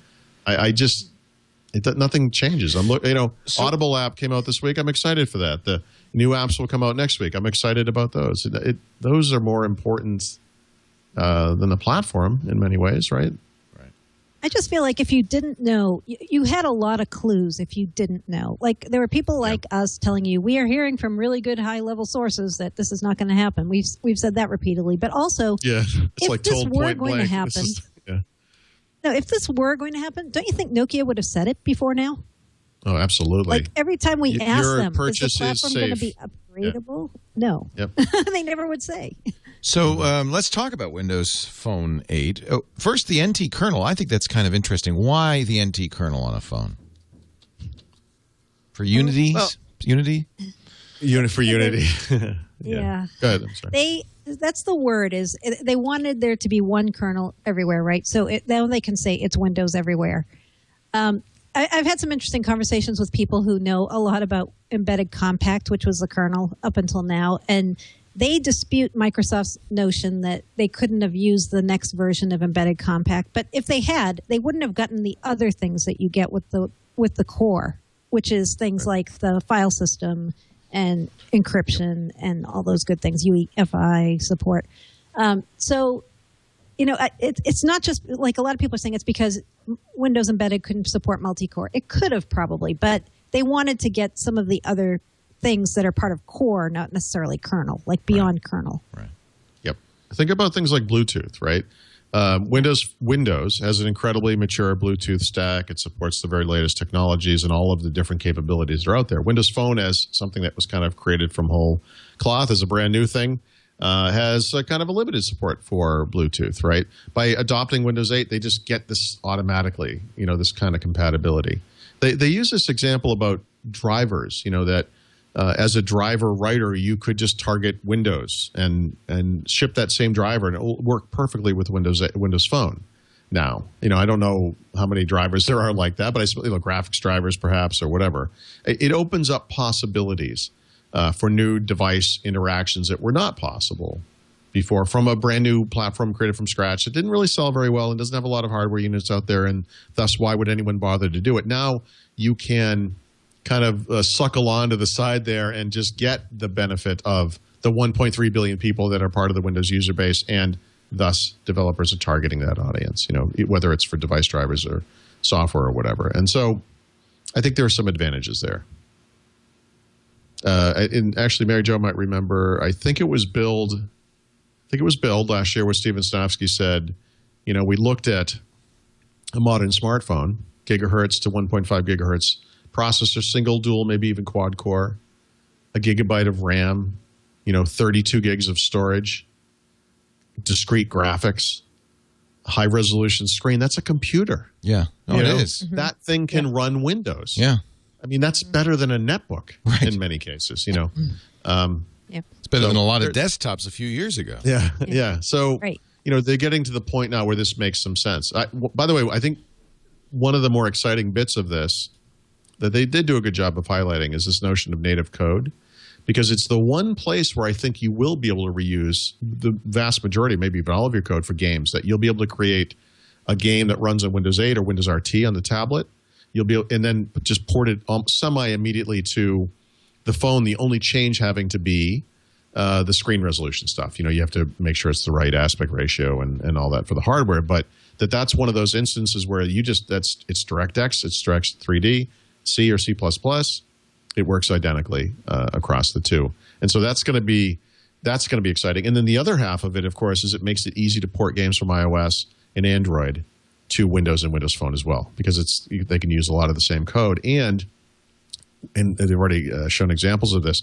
They're getting these game libraries, like the Havoc libraries, right? The physics engine, which is the basis for a lot of modern games. Havoc will run on a Windows 8 phone? Yeah, we'll run on one, and they demoed it. It looked great. Wow, that's pretty cool. Yeah, so these things, it's important because, obviously Windows Phone has been kind of stumbling along, and, the combination of all this stuff, the fact that it is Windows, I think is going to be a big part of hopefully this thing being successful in the future. I was actually really upbeat about what they announced on the enterprise side about Windows Phone, which didn't get as much play this week. But you're getting a lot of things that people have cited as a stumbling block for buying a Windows Phone. So you're going to get encryption and UEFI. You're going to get a new side loading capability where you don't have to go through the Windows Phone marketplace to put your apps on the phones. So that was huge. What else? There were just like a whole bunch of like little nice things. Secure boot. Secure boot, right, UEFI. Also encryption on the microSD. Right, so yep. MicroSD is a full, thing. You can add it later. You can install apps to MicroSD, which is crazy, on Windows. There's also, they didn't say this, but remember I said earlier, there's obviously in a Windows domain in an enterprise, you can control PCs using group policy and Active Directory. And then on the device side, we have something called Exchange Active Sync, which provides basic capabilities for managing devices, that include Android and iOS as well as Windows Phone. Windows Phone 8, like Windows RT, and I could not get them to admit that this was the exact same thing, but is going to support a device management infrastructure that sits in between those two things. It has to be exactly the same thing, right? It has to be the same thing, yeah. It has to be. And so it's going to bridge the gap somewhat between the full functionality of control that you get with group policy and the, whatever level of functionality you get with Exchange Active Sync. It has to be the same. Yeah. The description is identical. It's going to be the same thing. And so you can kind of lump Windows RT devices and Windows Phone 8 devices into the same category for manageability, not just with Microsoft tools like Windows Intune and System Center, but also third-party management systems. So that stuff is, I think, also very interesting. Yeah. And the other cool thing, custom company hub. Did you see that, Paul? Where you can, if you're a company, you can load all this information onto your employees' phones. Like what's your IT support desk link, what's the news of the day in your company and all that. And it's kind of like the gaming hub, except it's like your company is giving you information on your phone. Or just like the gaming hub for portal. Enterprise users. It's just like the gaming hub, yeah. Just like, only different. You can play the game of telephone tag with your coworkers. Yeah, so I think all those things are pretty cool. I was kind of upbeat about that. Like, okay, because this is what you keep hearing. Like, why doesn't your company want a Windows Phone? We don't have encryption, or we don't have this or that. I do note that on the Surface announcement, they mentioned TPM, at least on the Windows 8 Pro as well. And also on Windows Phone. So Windows Phone has TPM. It's got Secure Boot. Well, actually, no, I'm sorry. That might not be true. Secure Boot is actually a UEFI firmware feature, and it's not actually a Windows feature, but it supports it like Windows 8 does. It's interesting. So Windows Phone 8 devices will have UEFI firmware, just like a PC. It's conceivable that there'll be some way to trigger a firmware screen, when you boot these devices. Wow. It's very interesting. Well, because there's weirdnesses, but there are some pretty cool things that happen when the phone is a computer, right? I mean, in the old days when Microsoft made Windows CE, the first one, the goal was to make it look just like Windows 95. The idea being that people will understand how it works because they get Windows 95. With Windows Phone 8, it's like it's just a PC. Like it is in fact Windows. It doesn't look like Windows. It's Windows. And there's some, you get those, like encryption is like, it's free because it's NTFS. The file system is the same file system. You'll get the ability to do things like, in SkyDrive today, you can remote fetch into your PC. With Windows Phone, you'll be able to remote fetch into your phone, and pull stuff off the phone remotely, You won't have to tether it anymore. It's neat. Yeah. So this is targeted at a business. Yes, it's both. So I think with Windows Phone 7, it's fair to say the big push was consumers because that's where the buyers were for smartphones at the time, thanks to iPhone and then Android. This time they're kind of rounding it out, and so it's big consumer push, definitely. I mean, with all the game engine stuff, games and consumers are still a big deal, a big part of it. But a business, just like with Windows and the PC, it's a mixed audience. So this one is the full mill deal, I would say, for businesses in the enterprise for the first time, which is neat. Or from the sarcastic standpoint, we're finally getting the features we had in Windows Mobile like 10 years ago. But however you want to look at it, they are getting it, and I think that's important. I think we should mention again, too, what is Windows Phone OS 7.8? Because I keep seeing so many weird I know. ports. What are we getting if we're not getting 8? What are we getting? And they keep wanting to push it like, so will it also include this? I know. Will it also include, so, and it's like, no. All we know, let's say what we know for sure first. So Windows Phone OS 7.8 goes to every Windows Phone user, right? Even the Focus S, even going way back? Yep. I believe so. If you're running 7.5, I think that's the qualifier. If you could get to 7.5, you can get to 7.8. Okay. Yep. So all you get is the new user interface that gives you the 3 tiles and no more gutter along the right. Now, I've seen so many people saying, but you're going to get all the other features that aren't hardware dependent, right? No. No, they have not said that. They've literally said that's it. Oh, What they said with us was that start screen is it. That's 7.8. Right. It's the start screen, which sounds like it's a little thing, but honestly, I think it's kind of a big thing. I think that's the big cool bit of it. It's what most users will say is, "Oh yeah, I got the new thing." Exactly. Right. And it gives you that chance to show people, like, look, it's 8. I got the new thing. Yeah. I think that is a big deal for people. Nobody looks at their phone and says, "Gee, I wish I had the NT kernel." Can I have the old one? It's the UI is what most people. Is Telnet going to be included? Because it's important that I have a Telnet client. Now and we'll get the 2 apps, right? We'll get Nokia Maps and Wallet, right? Well, I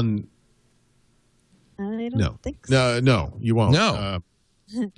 Not unless you have, Lumia users will get all the Nokia stuff, of course. Right. The wallet hub and the NFC functionality. That's hardware based, isn't it? The NFC. It's all hardware based. The Nokia Maps thing is, you can have Nokia Maps if you're on a Lumia, of course, but if you have another phone, you'll have to get an 8 device to get that. All the other capabilities, all the encryption stuff, the micro SD support, basically everything that is Windows Phone 8, other than the start screen, is not going to be available to current phones. It's the 7.8 is just the start screen.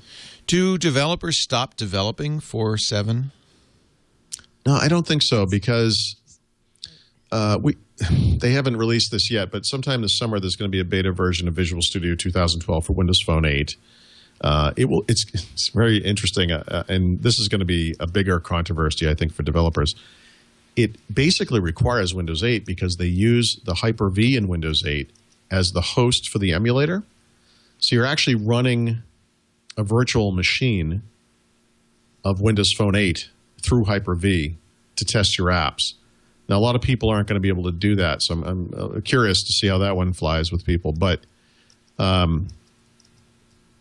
this is something that's not there yet. But what they've said, based on how they described it, is obviously you can start a project that's a new Windows Phone 8 project. That thing, you'll have access to the new APIs that are part of the SDK that are 8 specific. It will only work on new phones. But you can also write apps that target 7.x. And those apps will run on both, right? Because 7 and 7.5 apps all run on Windows Phone 8. Right. So it's upward compatible. Yes. But not downward. I think a lot of people will do that in the beginning, for the first several months, unless they need something specific. The problem is, as small as the Windows Phone audience is, the audience for Windows Phone 8 is actually even smaller, right? Because there are none. Mm-hmm. So I think in the beginning, you want to target the bigger base, and you could still write your apps in Silverlight or XNA or whatever. But I think, games are obviously going to be a big deal for 8 because they're going to be native code and thus will perform better and have more capabilities and so forth. Will be more sophisticated. And then as people switch over, there'll be apps that target 8. I mean, it'll be interesting to see whether people or developers, create 2 apps, right? Maybe there'll be an eBay app that runs on Windows Phone 7, And then there'll be an 8 version that for some reason requires whatever APIs may be in Windows Phone 8. So that's kind of unclear, but we're still some months away from seeing how that all works. Yeah, but as far as will people keep doing Windows 7 apps, Windows Phone 7.5 apps, I think they will, because the installed base of that phone isn't just going to disappear overnight, right? So if you can do both, if you can do an app that's not hardware dependent, as we pointed out, they're pretty much stuck for 2 years. So yeah, you kind of have you're stuck there. So why not keep supporting that group, even though we're only the 3%? Yeah, one thing that developers will be able to do fairly easily is Mary Jo mentioned the fact that there are 3 tile sizes supported in that new start screen, right? And That's so today cool. we have, I like that. Yeah. Well, if you don't support that explicitly, Microsoft will create the tiny new tile, the little. Yeah, they'll give you like a little thing that's based on your medium-sized tile. But developers can go in without any code. It will probably just be, if you've used Visual Studio, you know how some of these things are just settings. You tell it what resources you need for it or whatever. They should be able to create the tile sizes explicitly. So you could be someone who, you're ESPN or eBay or whatever, and you say, well, I'm going to write a 7X app, but I'm going to create the 3 tile sizes as well. It's no real code to do that. And that will give you a more custom experience both on 7.8 and on 8.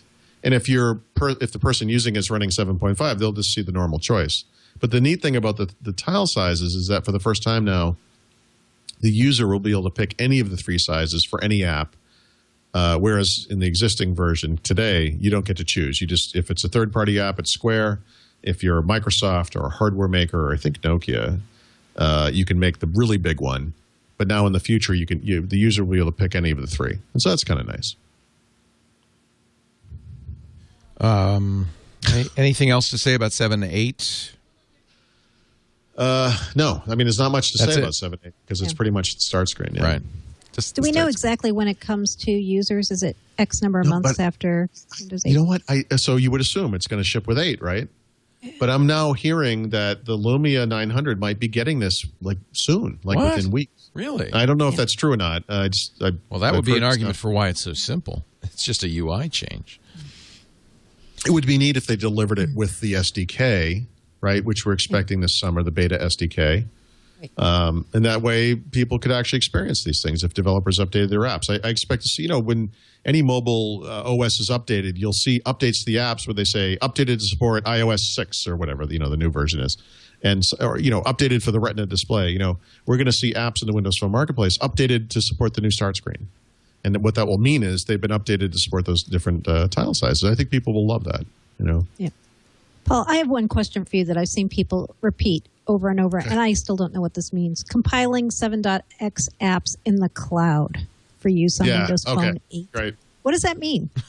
What does that mean? Anything I know. real? I had asked Raphael what that meant because I also questioned that and I didn't get it. Yeah. And what he told me, and I'm paraphrasing, and he will be pinging me instantaneously if I get this wrong, is that the way this stuff works today is that you, as a developer, you compile your app, send it up to Microsoft, they run it through its test, they put it up in the marketplace, and that when somebody downloads it, they download this big app package.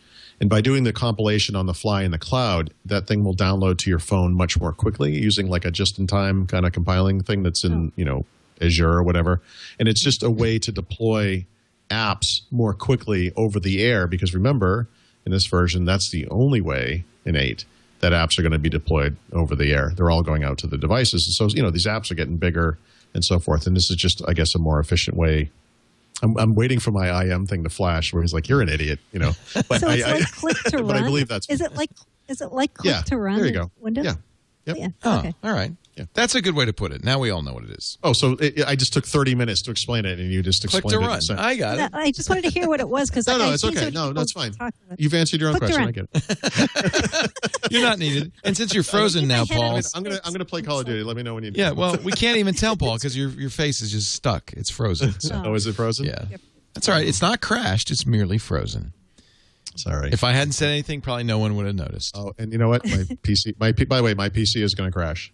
Yeah, we can tell. No, it is. Now I'm clicking on things and it's not going to work. Yeah, so it's making when I that do, sound. Oh, is this sound? Okay. No, so no, when it's I not make, making it sound. But it is. I can't click on things. So maybe I should just. You reboot. Reboot. Reboot. We should say Paul is using Windows 8. And there is apparently a known bug, the same one that bit Steven Sinofsky on stage. This is now the 4th time or 5th? But it is 4 or 5 times today. It's a preview. It's not a finished product. So go ahead, Paul, reboot, and I'll ask Mary Jo some questions. Like, when are we going to see Windows 8? Who's going to make the phones? Windows Phone 8. Who's going to you make explain the it in fewer words than Paul again? And is it like click to run? Is that what you mean? It's like click to run, isn't it? Yeah. Yeah. We can tease Paul now because he's frozen. We could, because he can't talk. Really. I'm not leaving. Can't move. Paul Thurrott, unmoving, unshakable. He's like a tree. Exactly like a tree, minus the leaves. I'll be right back. Don't move. Don't move. Carry on. Carry on. Stay, Paul. Stay. He's doing it. It's perfect. So what did they say about, I'm embarrassed. I apologize. I did watch the Surface launch video, and I didn't get a chance to watch the Apollo launch. I got to watch it with Ayaz and Tom. Yeah, thank you for doing that, by the way. It was really nice to have that coverage. We loved it. Yeah. Yeah, so they said who are going to have devices right out of the gate when the phones are ready. And we heard Nokia, Samsung, HTC, and I never can pronounce their name. Huawei? Huawei. I think it's Huawei, but I may be wrong. Yeah. Huawei. So they're all going to have devices right out of the gate, which is pretty cool. And then Sasha Sagan over at PC Magazine started calling the carriers and saying, are you going to have support for these devices right out of the gate? Because Microsoft didn't really talk about that. So AT&T, T-Mobile, and Verizon all said yes. Verizon's yes was kind of like, yeah, we already said we're on board with Windows Phone. So it wasn't like yes. It was kind of like a half yes. And Sprint was a maybe.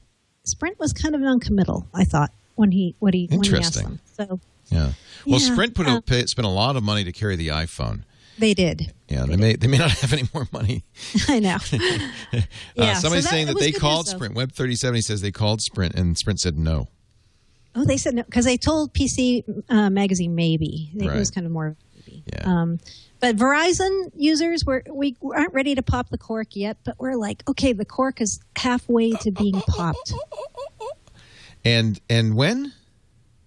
Fall. Like maybe October. Roughly the same time as Windows 8? Or right around then or after. It'd be kind of cool if Microsoft launched everything all at once. That would be super cool. Yeah. That would be great. Yeah. Yep. So and then there's what is this? Zenith, Accord, and Rio. Right. Oh yeah. All the code names of the HTC. Am I on the wrong show? Yeah, who are you? I'll take 70s TV makers. He's back. Oh no. Shh. Well, Zenith is a TV, Accord is a Honda, and Rio, I think, is a movie from Disney. So I'm very confused. I think people are running out of code names. I can help with that. You are the code name queen. You should help them. I am. I should. You could say, what can we do? Rivers on the... Oh, Paul's gone again. Uh-oh. Rivers on the Amazon for $5, Alex. Exactly. Yeah. But so is Microsoft... So with the Windows Phone 7, Microsoft had a single reference hardware platform. They wanted everybody to build the same phone, basically. Well, they had a couple of chassis, I think. There were supposed to be 3, but there were really 2. Right. There was a kind of enterprise chassis and an entertainment chassis. Right. Then these are 3 resolutions with the new phone. Oh, interesting. You get 3 choices.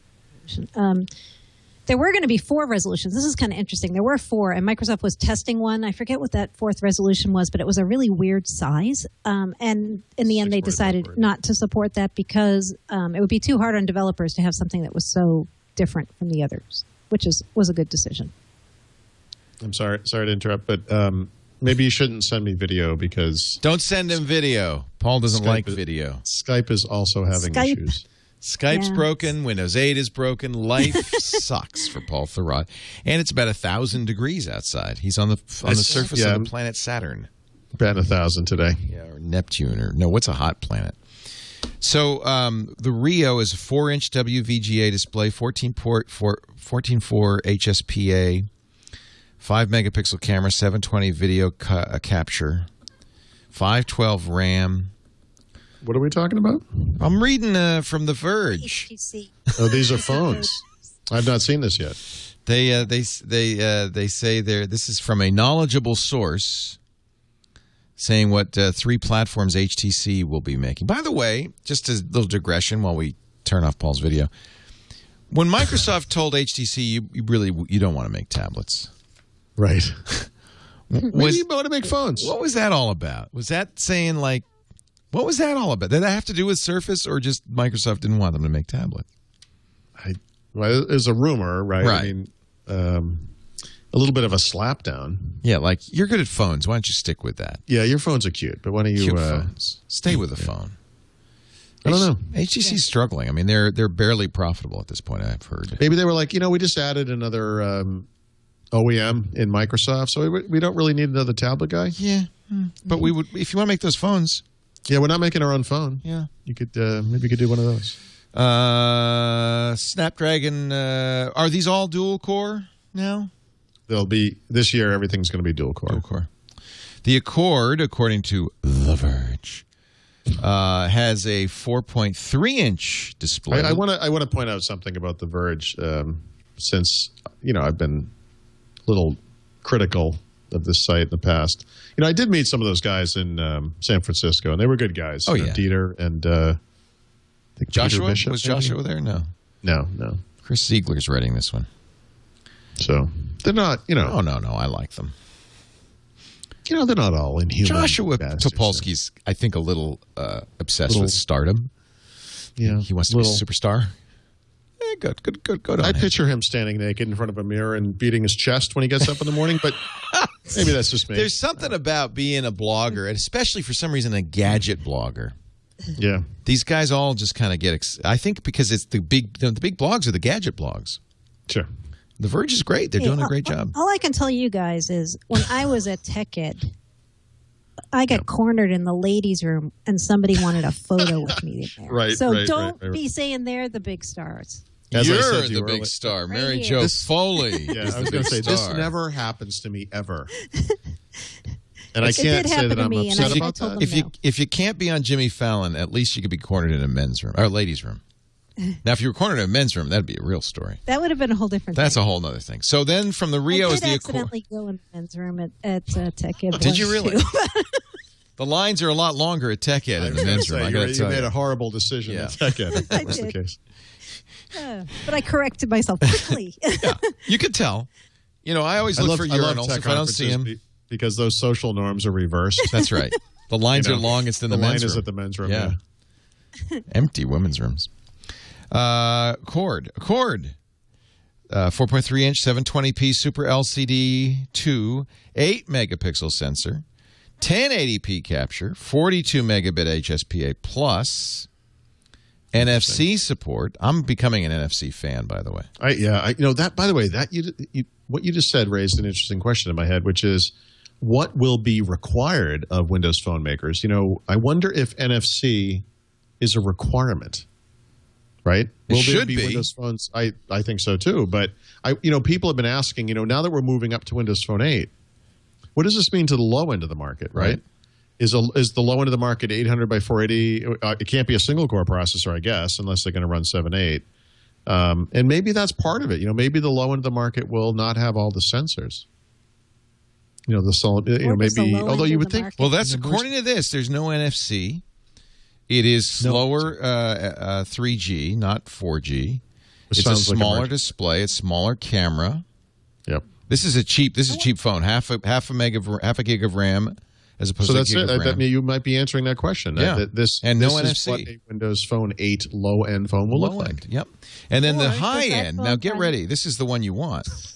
4 points. Or does that phone run Windows 7.8?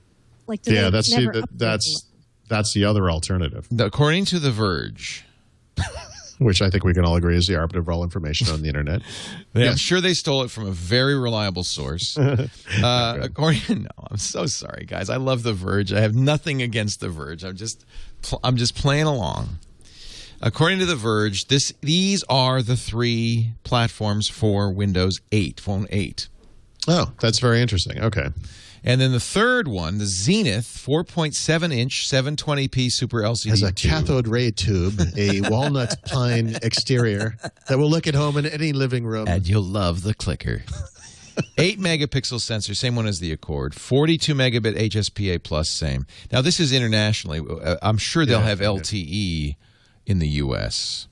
Right. And a quad-core Snapdragon. Quad-core. So they said quad-core not until next year to us. And that's what they say here. All 3 devices are slated to ship this year. Rio and Accord in October. Zenith sometime in the fourth quarter. Maybe so late that it would be like January. Okay. Well, and they say there may be some slippage. But this is for HTC. Yeah. So I think this is HTC leaking it to The Verge. Okay. So these are not the Microsoft. It's the HTC roadmap. It's the HTC roadmap, but you got to think if Microsoft has the same kind of control they had over Windows Phone 7, that this is probably from Microsoft, right? Or maybe not. I don't know. Or aligns with something that Microsoft is doing. I'm very curious to see what their requirements are. Because parts of Windows Phone, the platform, are optional, and parts of it are required today. And I'm sure that obviously that will be the case for 8 as well. Well, slippage happens. That's all I got to say. Yes, it does. Yes, it does. So big week for Microsoft. You have a Windows Phone 8. You have Surface. And let's talk about Nokia. Nokia, are they, so by the way, Nokia Maps replacing Bing Maps? I thought that was kind of interesting. Yeah, this was semi-telegraphed. I mean, a year ago when they announced this partnership with Nokia, they were talking about how they wanted to pull technologies into the core platform. And they specified the mapping and I thought the optics. I thought the camera stuff was part of it too. But actually, Nokia has that 41 megapixel. Yeah. The word Nokia came up a lot in the Summit presentation. They kept talking about how, we worked on this with Nokia. We worked on this with Nokia. That was something that came up again and again. Huh. And by the way, if you've ever used a Lumia, you know that their driving app is significantly better than the one that Microsoft has. And they have other they actually have 3 location-based apps. There's a transit app, which is for public transit, obviously. Right. Or maybe not obviously, but that's what it's for. There's a Maps app, which is just general mapping. And then there's a Drive app, which is for directions, turn-by-turn navigation, and so forth. This is not going to kill Bing Maps, right? Unless Microsoft buys Nokia. I think it's just going to be part of Bing Maps. I think it's going to be Bing Maps powered by Nokia or something like that. The Nokia 3D stuff is good, but so is the Bing Maps stuff. Yeah. Well, but the Bing Maps driving stuff is not as good. It's passable, I think is the way to say it, but the Nokia stuff is better. And isn't Nokia already powering Bing Maps? At least on the web, right? I mean, like just in general. Yeah, I think they are. In fact, if you were to go to the Bing search blog or whatever the Bing blog is, I bet you will find a number of posts over the past few months where they say we're rolling out this Nokia stuff. I think it was for international directions and things like that. That Nokia just has a much better presence in the map space than Microsoft did with Bing. Well, and of course Nokia owns, I can't remember which, is it Telenav or a Navtech or something? It owns one of the 2 big mapping companies. So in most cases, data comes from either Navtech or Telenav. Sony, or rather Ericsson, owns one, and they just do a good job. I mean, I've always liked the look of Bing Maps on Windows Phone, but I really like the presentation of Drive on Nokia. It's just a nice app. Right.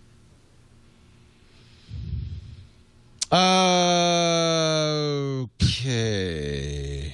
Alrighty then. Alrighty. Words with friends and draw something now on the Lumia. Well, soon. Okay. How about Wallet? What do you got to say about Wallet? Huh? Anything? Well, it's a Windows Phone 8 feature. Is it NFC? It must be NFC, right? NFC, yep.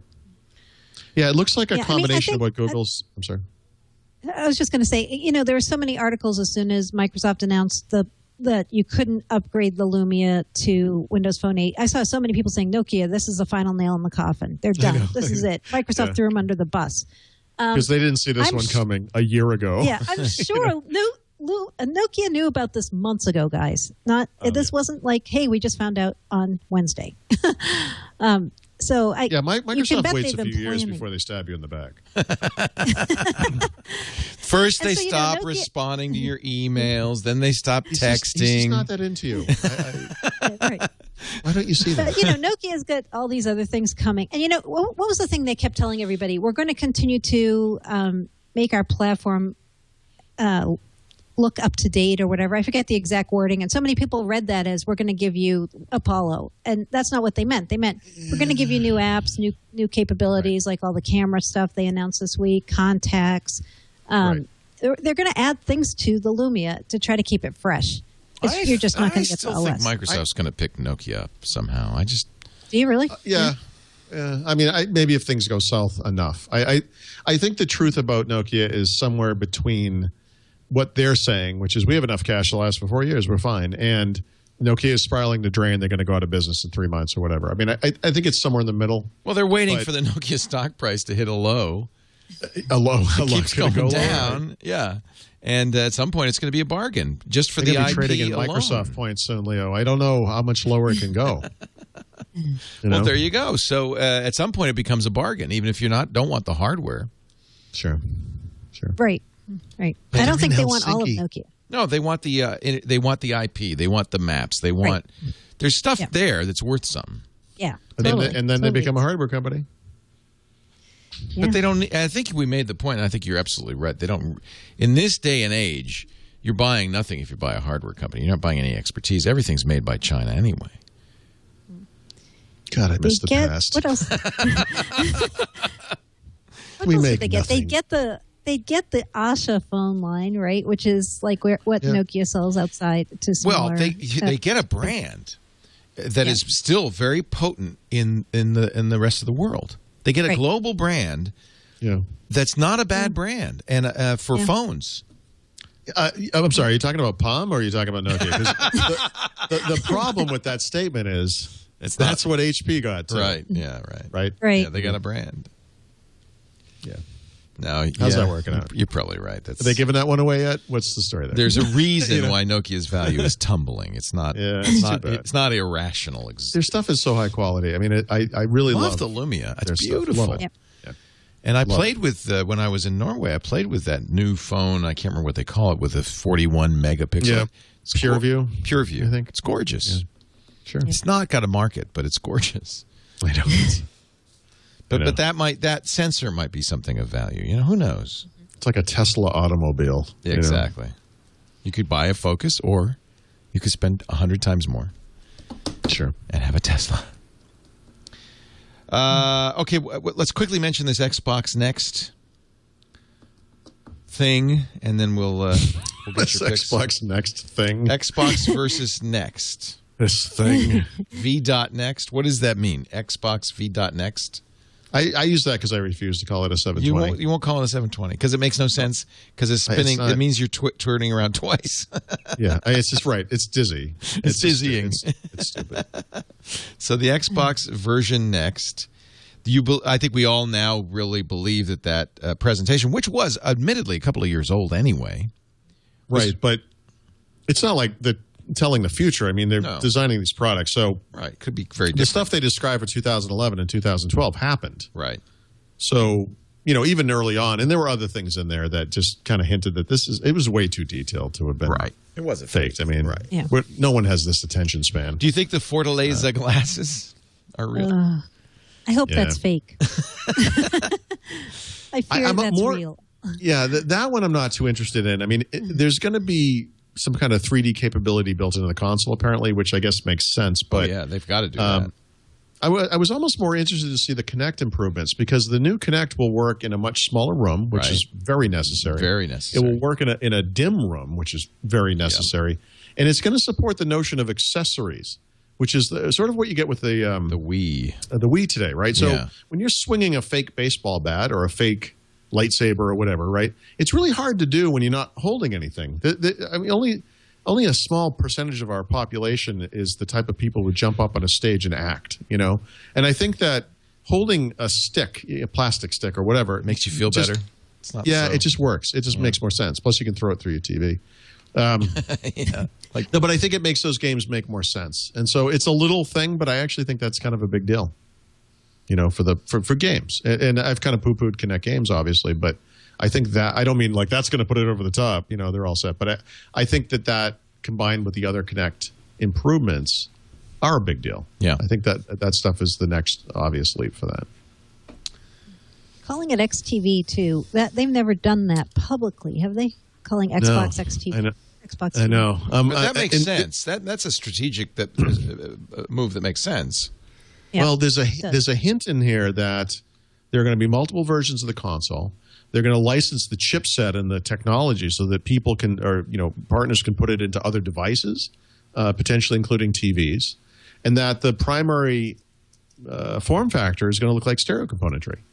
It will look like a DVD player, and that you'll be able to use it as a DVR, like an old-fashioned DVR, instead of a Motorola set-top box or whatever for your cable system. That's unbelievable, actually. I can't believe they're going in that direction if they are. They are, though. I'm positive they are on that part.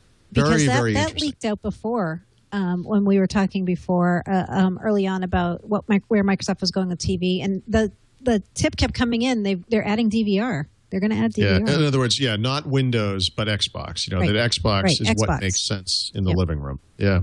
So, I mean, this is like the full meal deal for the living room when you think about it. It's video games if you want it. I would not be surprised, and there have been rumors to this effect, that there'll be a low-end version of the console that's not for games.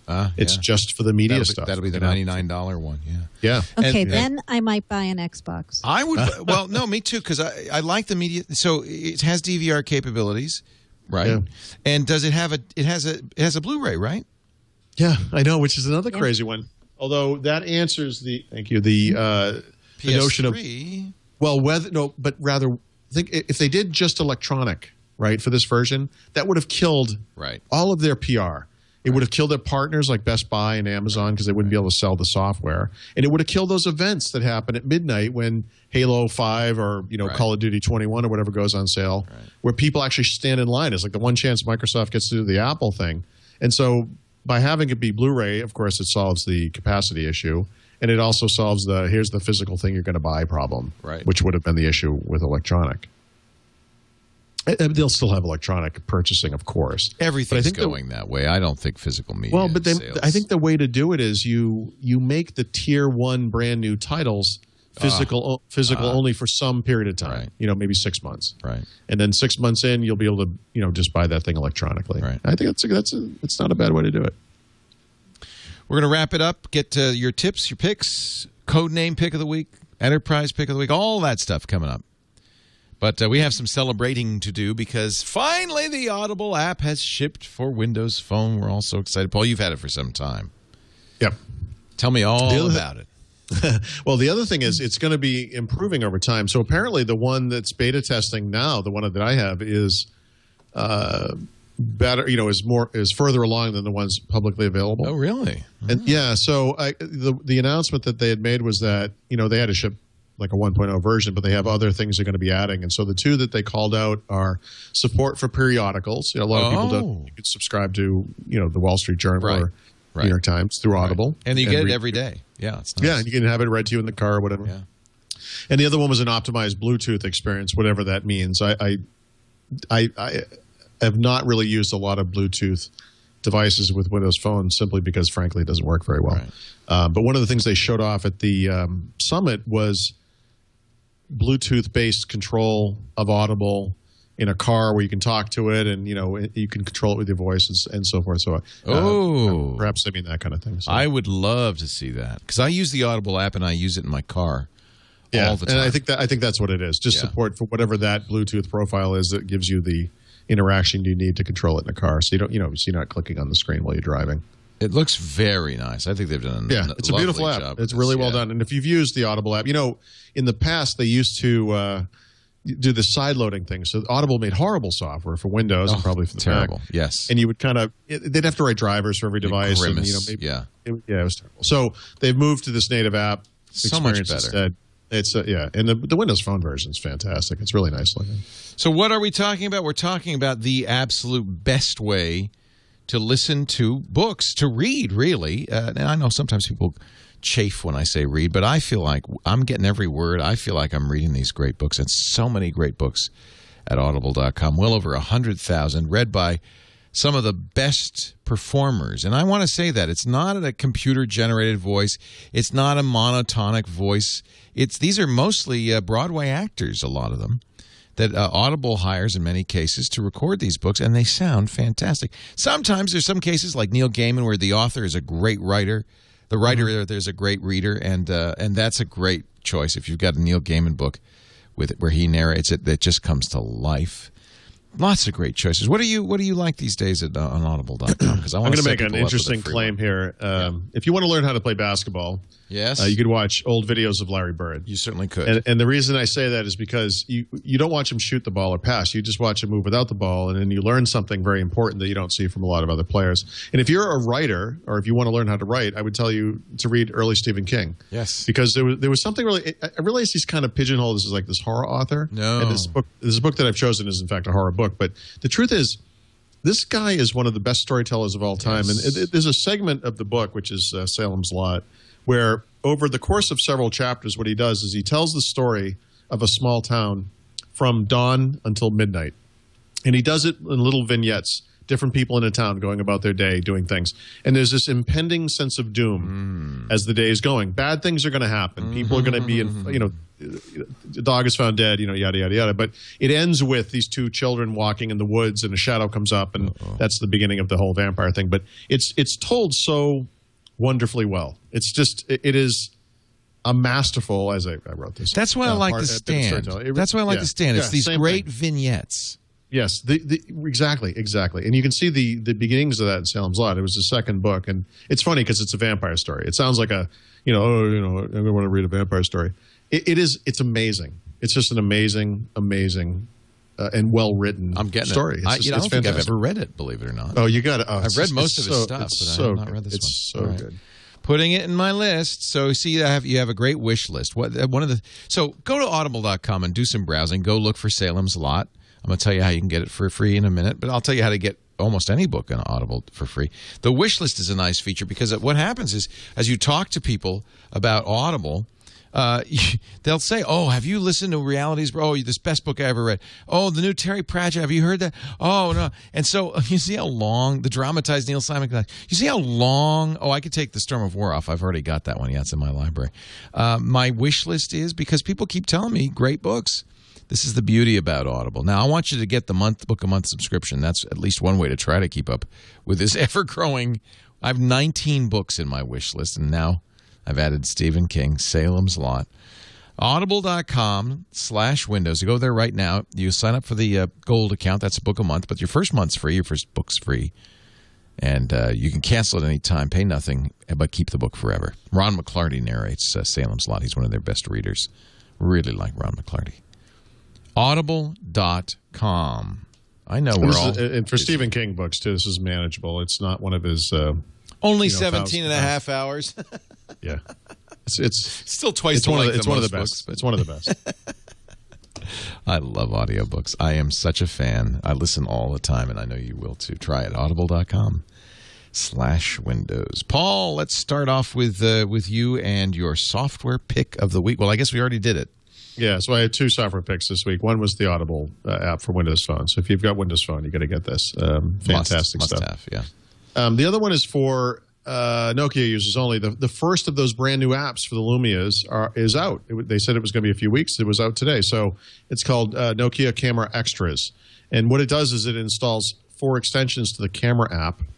Oh, so it's built in. It's not a separate app. I like that. Yeah, which is excellent. Yeah. I didn't actually realize it was extensible in this or I guess, well, of course, they can all extend it, all the hardware makers, so I guess. I have like 10 Apple camera apps on the iPhone. Different apps. Yeah, this one just adds it to the camera. That's the way it should be. Camera. Yeah. Yeah, it's nice. So it's self-timer, which is obvious. Yep. An action shot, which takes, I think it's 5 shots in a row. So something's happening. It's funny to hear. I've never heard it on a Windows phone. The shutter just repeat really quickly. Yeah. And then it scans them and picks the best one of the 5. So you can pick one if you'd like. Perfect. Panorama, which works amazingly well. It's actually super simple and very nice. And it doesn't give you any of the ghosting effects and weird stuff you sometimes get with Panorama apps. At least not in my experience thus far. And then the coolest one, and this is one they did on stage during the summit, is Smart Group Shot. what you do, you know how it is. You get your family, maybe it's a Christmas photo or whatever, and someone's always blinking or yawning or one guy's frowning, and what that does is you can take multiple pictures. Oh, how clever! And then it will go through each one, and you can pick the face you want from each one, and it creates a composite. Brilliant! Yeah, really neat. So just an excellent little set of extensions, really. That's really great. Love that. Yeah, free, and it's free but you have to have a Lumia, obviously. You have to have a Lumia for that one. Yeah. Mary Jo has our enterprise pick of the week. MJ? Yes, I was just worried we didn't get enterprisey enough on today's show, so I picked the most enterprise geekish one I could think of, which is let's see if I can say it all. System Center 2012 Service Pack 1 CTP2. Wow. That is the pick. And okay, so what is this thing? What is that? Yes. So, okay. System Center 2012, is the suite of Microsoft Systems management applications that they came out with earlier this year. They're already working on the service pack for the first service pack for this. And so there was a CTP, which is a community technology preview of Service Pack 1. That came out like around March. But this week you get CTP 2. And CTP 2 actually includes some kind of interesting capabilities. So it's now going to let you take advantage of Windows Azure virtual machines, which you couldn't do before, using App Controller. You also get this new thing called Service Provider Foundation. And what that seems to be is what is going to let users consume services from hosting service providers. So they're adding some new incremental things that didn't make it into the final bits. A true beta of SP1 for System Center 2012 is supposed to be sometime in the second half of this year. So these are just kind of like the tech preview equivalents right now, building up to that beta. But if you're somebody who uses System Center 2012 and who is dabbling with Azure, trying to bridge the private and public cloud, I think you would be very interested in CTP2. Excellent. What does that stand for? Hard to say. Community Technology Preview 2. Of course. Of course. And your code name pick of the week is so lovely. Isn't it? I want to go Code name there. pick of the week is Hawaii. Hawaii. So Microsoft's used the Hawaii code name a couple of times. There was a Visual Studio code name Hawaii way back when. But then, like maybe last year, that Microsoft Research started using the code name Hawaii. And what their code name Hawaii were cloud building blocks for mobile phones. They had a lot of student developers doing these add-on building block things that you could assemble to build apps if you wanted to like take their pre-made building blocks and kind of build an app out of them. So they had one for Windows Azure Storage. They had one for Windows Live ID. And this week they added some more that are very interesting. They added a language translation building block that you can use from the cloud for Windows Phone. There's a text-to-speech one. And then there's this one called Path Prediction, which helps you narrow location services based on the direction of travel. So this is all, it's research stuff, but it's kind of cool if you're dabbling with building services and apps for Windows Phone. You might want to check those out too. Cool. And somebody's asking me for a Mary Jo Foley beer pick of the week. Okay, I'll give you one. Yeah. This is exciting. Yeah. My next batch is due out next week. Yeah. I made a breakfast stout, and the code name had to begin with the letter E because I'm up to E. So it's Espoo. Is that how you pronounce it in Finland? Espoo, yeah. Yeah. You're so going to name it is after Espoo. the home of Ericsson. Yeah. Espoo. Yeah. And so it's a delicious, hopefully, breakfast stout brewed with coffee and with coconut. Ooh. That's my beer pick of the week. Wow. Coconut. You have to come to my apartment to drink it. There's a limited number of bottles. She's not letting it out of her sight. No. That's great. That's great. Mary Jo Foley is at allaboutmicrosoft.com. That's where you can read her stuff. She, of course, is on the ZDNet network, which includes CNET. I didn't even really realize that, but I saw your article on CNET, right? That's because it's all in the same family. We are. We're all part of CBS. Yeah. Yep. I didn't even know that. I should just say CBS's Mary Jo Foley. Right. Viacom's Mary Jo. Oh, yeah. Who owns CBS? Is it Viacom? Is it? I don't know. Who even knows anymore? It's all mushed up. Paul Thurrott, he's owned by no one. No man owns Paul Thurrott. Wow, I wish that were true. Well, except for the car company. Leo. Yes. Paul is at SuperSite for Windows, winsupersite.com. He's an analyst for Penton Media. And, of course, you can catch his books at better computer bookstores everywhere, including the latest Windows Phone 7 Secrets. Thank you. Boy, that was the longest show we've ever done. I think it was 2.5 hours. Really? But there was a lot to say. There was. It was the biggest week, the biggest news week, I should say, in the history of Microsoft. In the history of Microsoft. So, and You this even is worked on your day off. Leo. Yeah, well, it's one of the things. One of the reasons I do podcasts as opposed to mainstream media is that we can. It's like an accordion. We can make it whatever size we want.